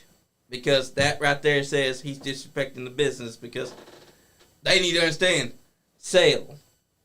Care about what you're doing. Make it make sense. Understand what you want to do. Don't go out there and phone it in because then the crowd's going to catch on. They're going to be just not care what they're seeing.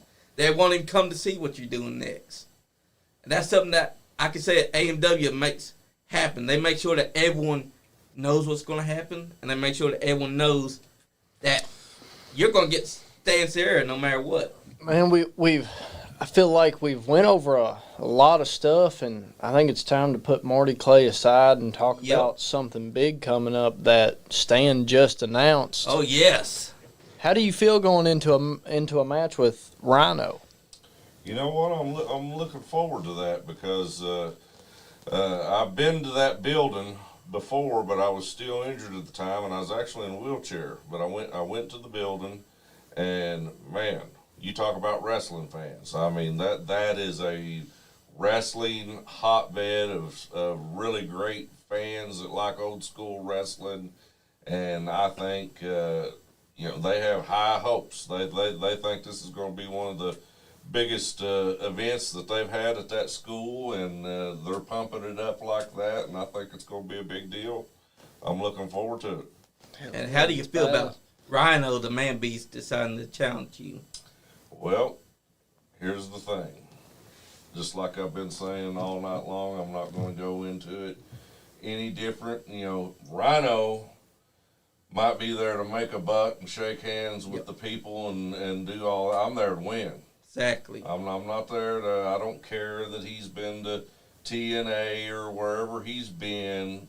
That night, he's going to be in Lee County, Virginia at All-Star Entertainment against Stan Sierra. We're not going to be at TNA. Exactly. So, I don't never let all that they get, and that happens February. we're not going to be there. We're going to be in Virginia. Yeah. That's a little bit different story.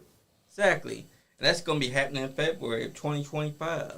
Do you feel like he's more of a threat of an opponent than most people you come across? I would say Like, it's are gonna you be a lot taking it- physical? are you It'll be more physical. So you're definitely like preparing, for Rhino. I mean, the gore.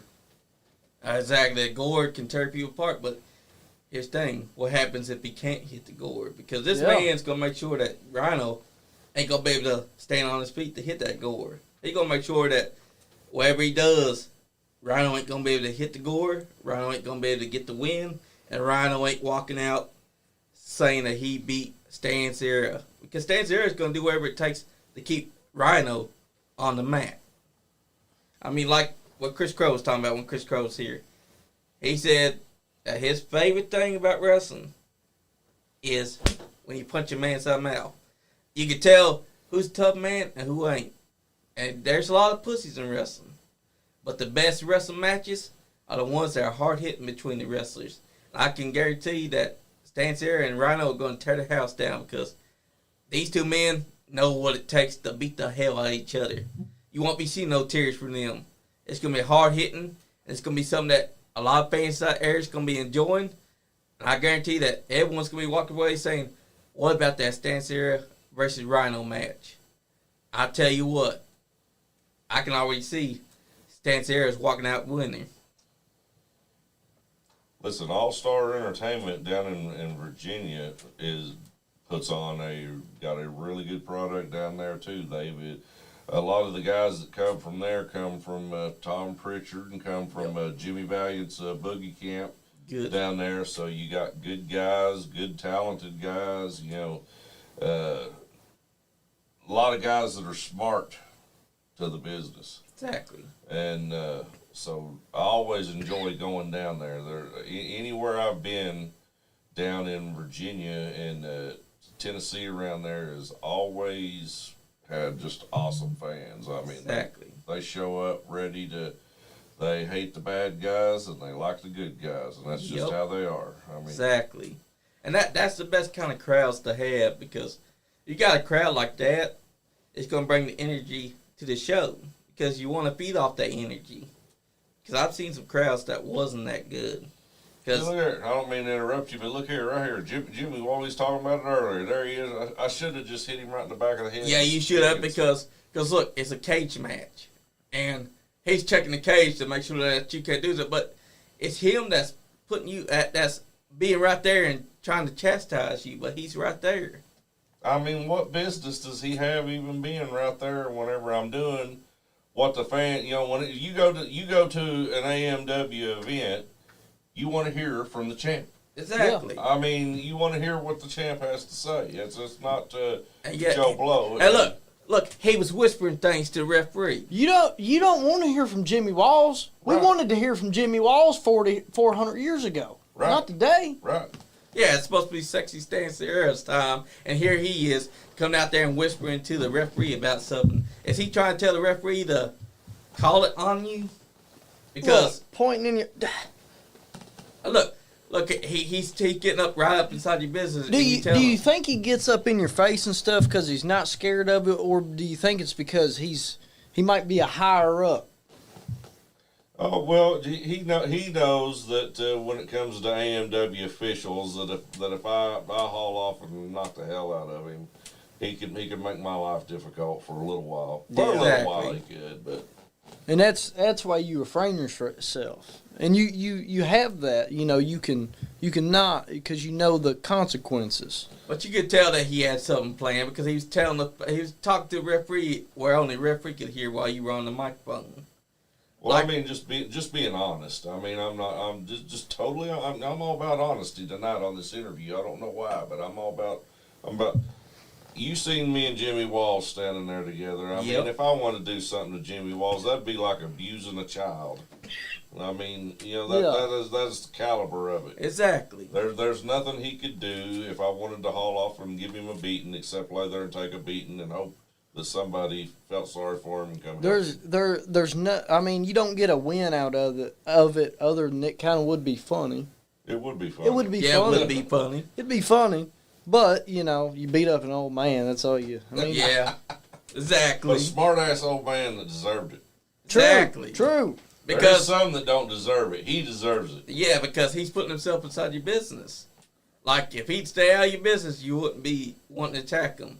But here he is. He comes out there while you're trying to give the people your time, and he's out here talking trash, and he's telling the referee something. That See, you can't hear. everybody paints Stan as this Johnny Lawrence Yeah. character. They paint him as this. He was the bad guy. But what happened when they came out with the YouTube video a long time ago saying who the real villain is? Yep. Bam! Same situation. Exactly. We just exposed tonight on the podcast that Stan Sierra is not the bad guy that they make him out to be. The real bad guy was Jimmy Walls the whole time because all he's done is antagonize Jimmy Walls, Stan Marty Sierra. Clay, everybody. And look, they even brought in Chris Michaels thinking that he's going to take the title off Stan in this cage match. Like that, they thought that bringing in Chris Michaels would somehow take the title. What did you think about going into that match? That match I knew was going to be a tough one because the headliner Chris Michaels flat out is as tough as they come. He's done everything. He's been everywhere. He's held every championship. He's been to WWE, WCW, Smoky Mountain Wrestling. I mean, he's been there and done that. And he's had his hands handcuffed to the ring post. He is a guy that you definitely, what I was talking about earlier, like with Marty Clay, you can't hurl yourself off and make a major mistake against a guy like Chris Michaels and win. Exactly. If you do and you miss, he's going to beat you. Exactly. Plus, he's got that super kick inside his arsenal. But let's be honest, he's stepping into your world. Yeah, inside the cage match. Like, what he don't understand is that you got your weapon, plus you got the cage walls that you could use on him anytime. Like, he may have that super kick, but you have more than enough to take Chris Michaels out. Which you proved even this year when he didn't expect Kyle Maggard to finally attack him. And then him getting handcuffed around that post and him being forced to watch as you stood over him holding up the towel with Kyle Maggard. That was a stroke of genius, which Chris Michaels did not see. And I bet Reddy X was going off the whole time they saw it. Because after all, as we saw earlier, he was out here for his cage match telling the referee, yeah, I want you to make sure Stan can't win. But look, you beat this man because we know this because you're still champion. Like their whole plan was for you to lose to this man, and it backfired on them. Because they thought that putting you inside a cage match would somehow put you at a disadvantage. Instead, it ended up being that man right there with the super kick. He was at the disadvantage because he's obsessed with super kicking, but you're not. you knew going in that you were going to take this man off his feet. Right there he is posing on it. See, that's his problem. Catering to the fans while you're zoning in on them. See, if he wasn't focused on them, maybe he would have been able to do something against you. But you're the man of the hour right now. You're focused on him while he's focused on them. That's his biggest mistake here. Same thing happened earlier this year. Another mistake is these bookers always putting you in steel cage matches. I mean, knowing that's the worst play. I mean, that's like putting them in putting another man in the room with Stan Sierra and locking them in. Exactly. Because this is where Stan Sierra feels at home at. Is right there inside that steel cage. Because they're not trapped with him. They're trapped with a monster. Because as soon as they're inside that cage with Stan, they see what Stan's capable of. Because Stan puts not only his all into what he's going to do, but he's already got inside his head what he's going to maim them with. Not only that, but he's got his bat out there. What made you hit that move right there? What's that? Go through the... Yeah, what made you hit that? That is just, I do it when certain, especially like Chris. I mean, a veteran like Chris, he knows all the tricks and he knows everything. But it's like sometimes you have to get them off of that. You know, you're circling, and you're getting ready, and you're getting all tensed up, and you just break that chain in their brain where they're getting ready to go. You snap it. Oh. And you just go, just to step out and just take a second and break that. Yeah. You know, to make them have to refocus. Again. Holy shit! I've never thought of that, dude. That's ring IQ 1,000,000,000 right there. Ring psychology as well. Also, he had your bat and he thought that he was throwing you off the game, but you attacked him and was whooping on his ass. Because I mean, just think about it. Like if you're with a guy and you're ready and you're mad and you're ready to start throwing punches, and then right at the last second, you're like, you know what? You step out to the outside. Hold on a second. It breaks that whole train of thought. It takes the aggression down a little bit. Maybe make them not as sharp. And that's why he grabbed your bat, because he didn't know what you were doing. He grabbed your bat, thought that he was going to throw you off your game, but as we saw, you attacked with a punch to the face, and then you clubbed him to the back. And now he's making a mistake because he's got you inside corner and he thinks he's going to hit you with all 10 punches. But he's taking too much time. And that can always cost you the match. And look at the referee. I think that Jim Walls really told him to try and make sure that you lose. You know, like he said, I don't get it. I don't mind them. I've been pretty successful in the cage matches, but it's like, you know, you just put in their perspective. I'm 6'3", 280, close to 300 pounds. Yep.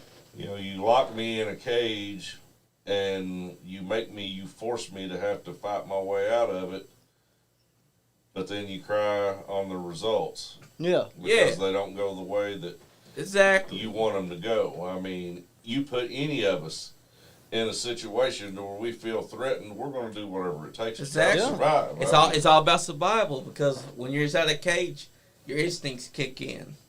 And they're crying about that because you win every time. I swear, with the video muted, I can still hear Ready X screaming, "Why does he keep winning? Why does he keep winning, JR?" Because he knows. You know, one of my main takeaways from this podcast is pro wrestling's not about heels or faces. It's about winning. Because when you're winning, you can win and you can still be a bad guy. Yep. People can hate you, but at least you're a winner, and you got that. You know, you've beat all these guys. You still got that winner mentality. And if you're a good guy, I mean, and you're a winner, but exactly. And Stan Sierra wins every time. Well, like we've been talking here all night, why would I give a damn about what any of them out there think about me whenever I'm having the success that I have? Do you think I'm going to stop doing what I'm doing to listen to you on no. Yeah. Exactly. No, I'm gonna keep doing what I'm doing because it's working. Exactly. And if you don't like me, then tough shit. You don't like me. That's right. That's why Nancy Roberts likes you.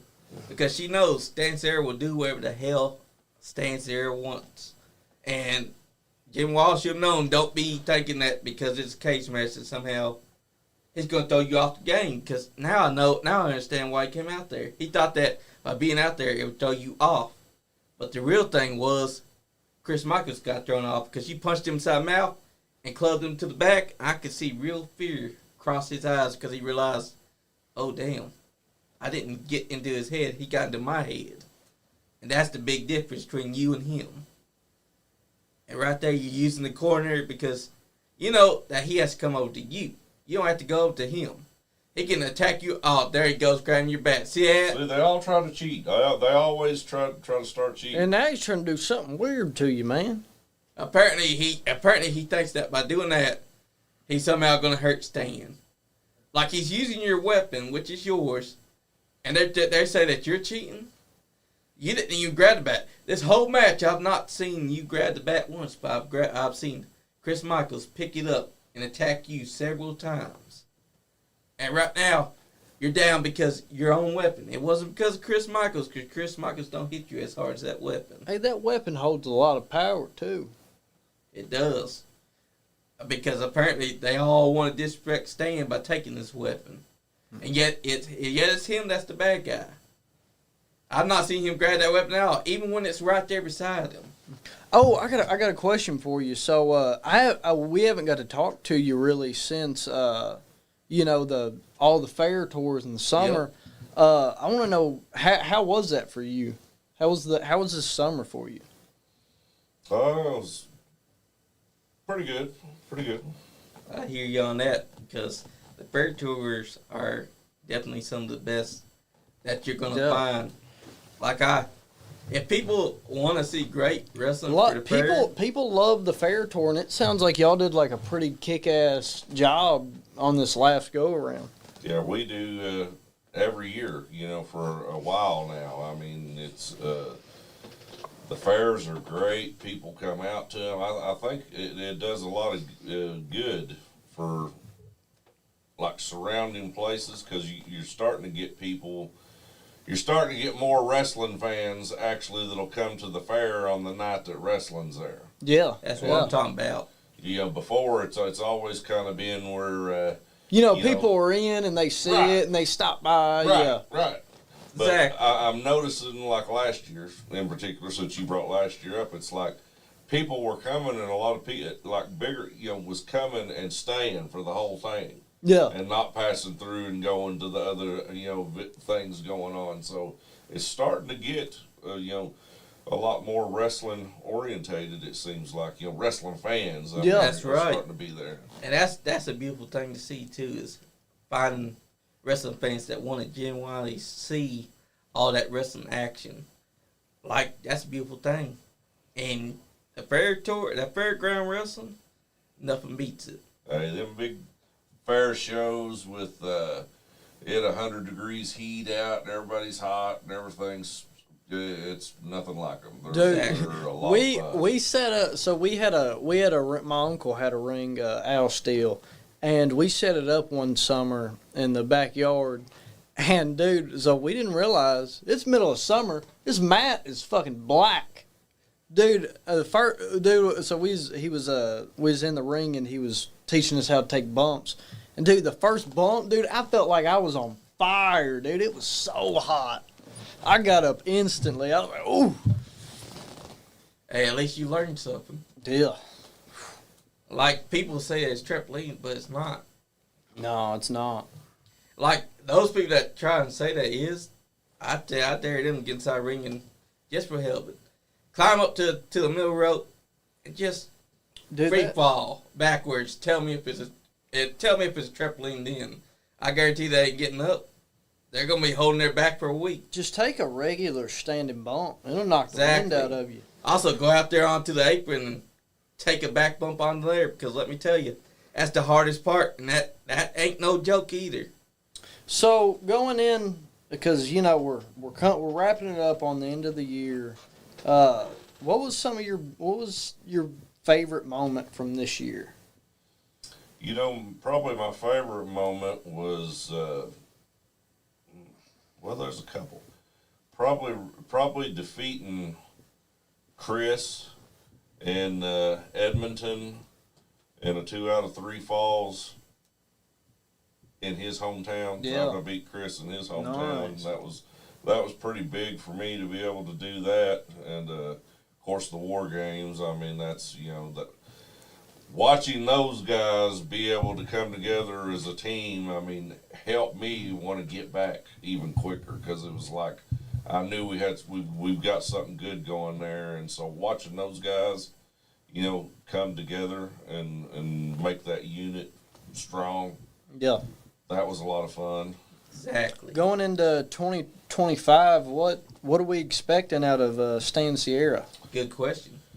Every year I've always got, and some people, and I'll just be dead honest with you, and I don't mean to be blunt and mean to be rude by it, but you'll hear some of these guys that are, self-proclaimed pro wrestling gurus, know-it-all, blah, blah, blah. Well, they don't give two craps about Kentucky wrestling, this and that, and yada, yada. Well, I do.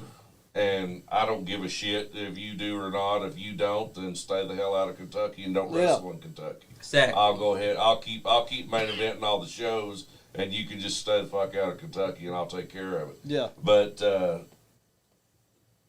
to go different places, I always like to go 2 or 3 different places, and then of course, AMW is my home base pretty much. I'm always going to have commitment. I'm always going to have commitment to AMW, to UCW, Terry England, the oldest wrestling promotion in the state. Sure is. Obviously, I'm going to want to be involved with that. I mean, I'm an older guy. I want to be involved with that That's group. right. And if it wasn't for Jimmy Walls, I would really like USWF more than what I really like USWF. With That damn Jimmy Walls. Yeah, I mean, It's Jimmy's always a him. troublemaker. Why is he a promoter? Because obviously he's got bias towards you. Every time that you're there, he wants to throw you to outside these outlandish matches, thinking, "Oh, finally, this is the day when Stan's gonna lose." Just like he tried to throw you off your game during this match, coming out there and poking his nose into your business when he didn't have to. I was surprised he didn't even try to poke his nose into your War Games match. But he is smart. For once, Jim Walls realized, maybe I should not, because Stan would knock me on my ass. And that would have happened. That is a given. So Jimmy Walls, if you're listening, don't cross paths with this man again. Because I'm afraid that you'll get knocked on your ass. I don't want to see Reddy X get laid out. I want to remember your ass you was. NWA. Please don't make Stan have to take you out to the pasture and say goodbye to the old yeller. Because, man, I'm sad for you. Well, I'll be back. But going into 2025, I think there's going to be big things for Stan Sierra. I'm looking forward to it. It's here's the thing: some people, the fire is just as strong for me coming into this year as it is. I mean, wrestling, for those who really love wrestling and cherish wrestling, it's like I back when I was a little younger, I might have took wrestling more for granted than what I did now. It's like I love it. I want to be a part of it. I've got less time than I had before, but while I'm here, I'm going to raise as much hell as possible. I'm going to win as many championships as I can. I'm going to main event as many shows as I can possibly main event. And to the guys and the up-and-comers that think that that's their spot and think that they should have it, my advice to them is you better be ready to earn it, because I'm going to be fighting for it, because that's my spot. That's Exactly. the spot I want to be in. And Exactly. I'm not going to just let you have it. You're going to have to come take it. And I welcome that challenge. I mean, I look forward to 2025. I'm ready for all challenges. I'm ready to get down and dirty. We're going to do whatever it takes just like always, I don't know. I've always said it's not. It's always so easy to do a Stan Sierra promo because it's not a promo. It's telling the truth. All I got. It's why it's easy. You know, It's coming from here. it's coming from here. It's like I show up to win. I'm not there to be second. I'm not there for participation trophies. I'm there to win the whole thing. If not, I'll stay my ass at the house. Exactly. And that's what young guys today need to understand. If you're going to be there, step up. Don't be there because you want a participation trophy. And don't be there just because. Be there because you want to be there. Be there that you want to be a champion, that you love the business. But if you don't love the business, why are you in it? I honestly ask that to all you young guys that don't love the business. Why are you in it? It's okay to be in it for the money, but if you don't actually love the business yourself, why are you here? Well, Johnny, we've been on here 2 hours. That's right, we have. Can't believe that's been 2 hours. It actually felt like it was only 40 minutes. You know, I want to say one more thing real quick as far as like the younger guys there that we was talking about, making their way up. The thing for them to do that they should do is you've got to get that intensity for one, and you got to get that feeling of one. Here's the thing, and it's just the way it is. It probably was with you and your wrestling. We all think we're good. Dude, We all think we're the best. I mean, that's nothing against the next guy that comes in here and talks and he says, well, I'm blah, blah, blah, blah, blah. I've heard some of these guys that think they're cooler than the business that say, oh, you don't ever self-promote yourself. Bullshit. Exactly. Why would you not self-promote yourself?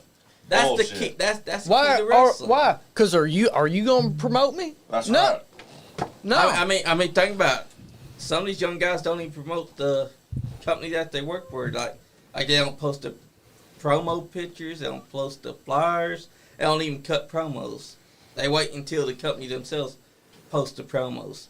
When you could be self-promoting, make sure that your match feels important, and making sure that people want to see either you get your ass kicked or you kick someone's ass.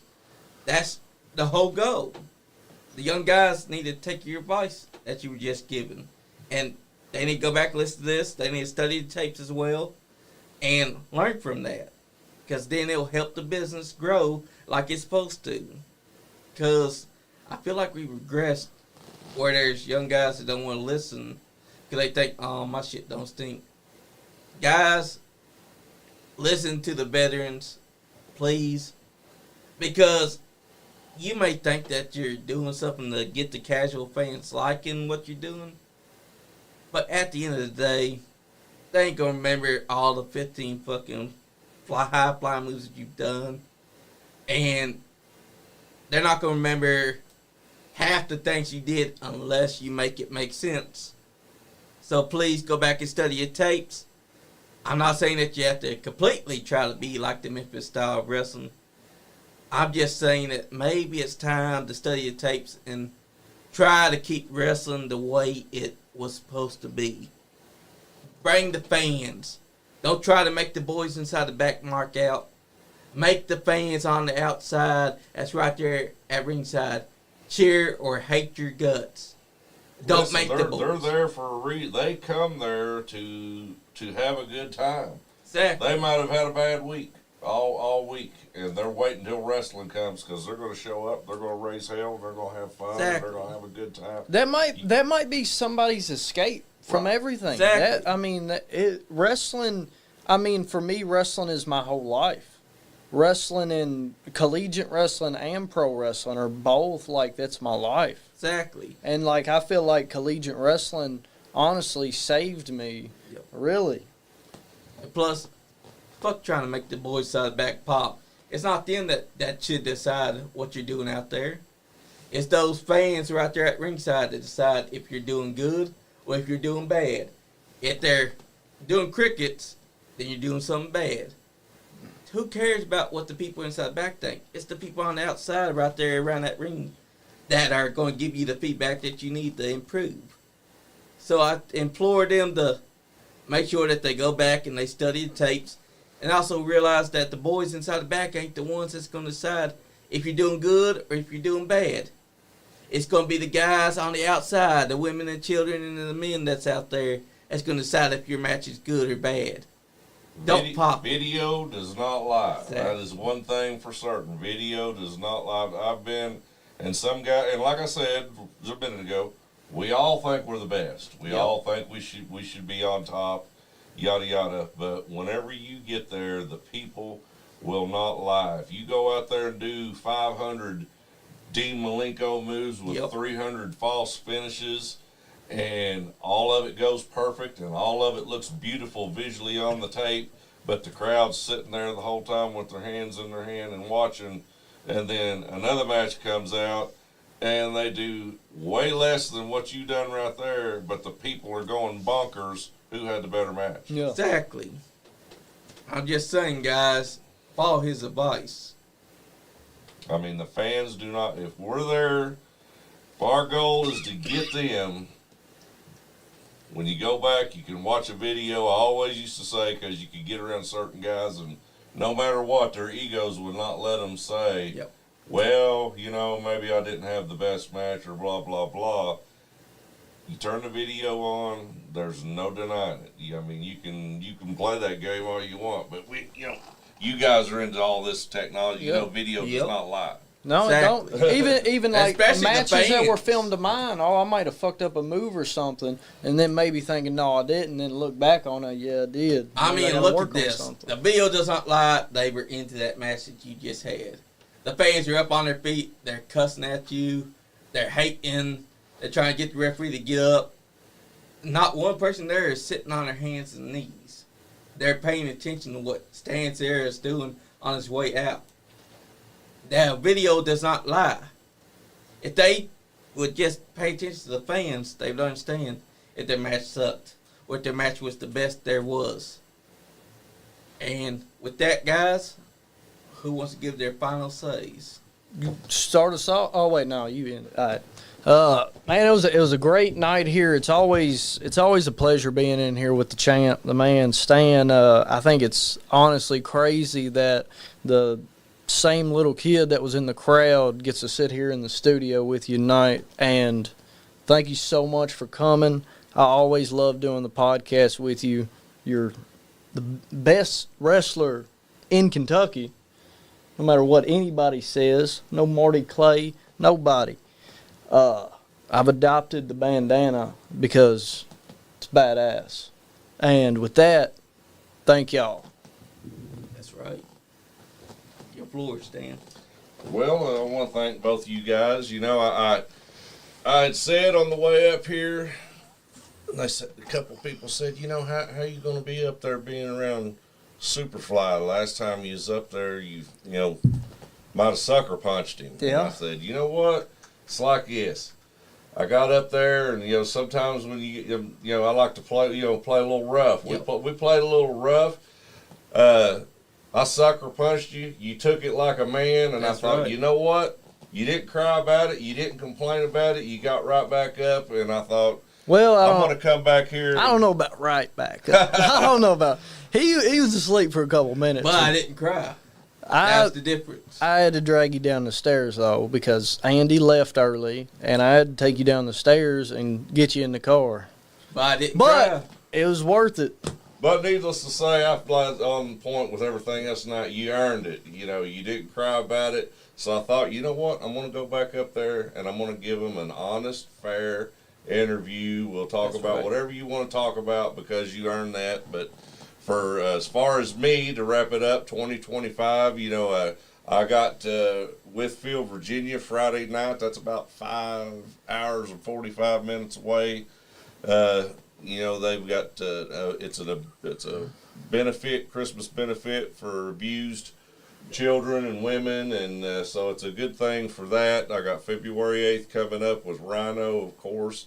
A big year. I mean, I've got dates already booked all the way up to May already for the next year, so That's not too bad for an old guy. So Exactly. I'm busy, looking forward to new places, and Yeah, I had a blast here tonight. Thank you guys for having me up here. It was good just to sit down and talk no bullshit every That's now right. and then. I mean, and I appreciate it, and Appreciate you thanks too. for having me. I just want to say thank you to the fans that have been watching.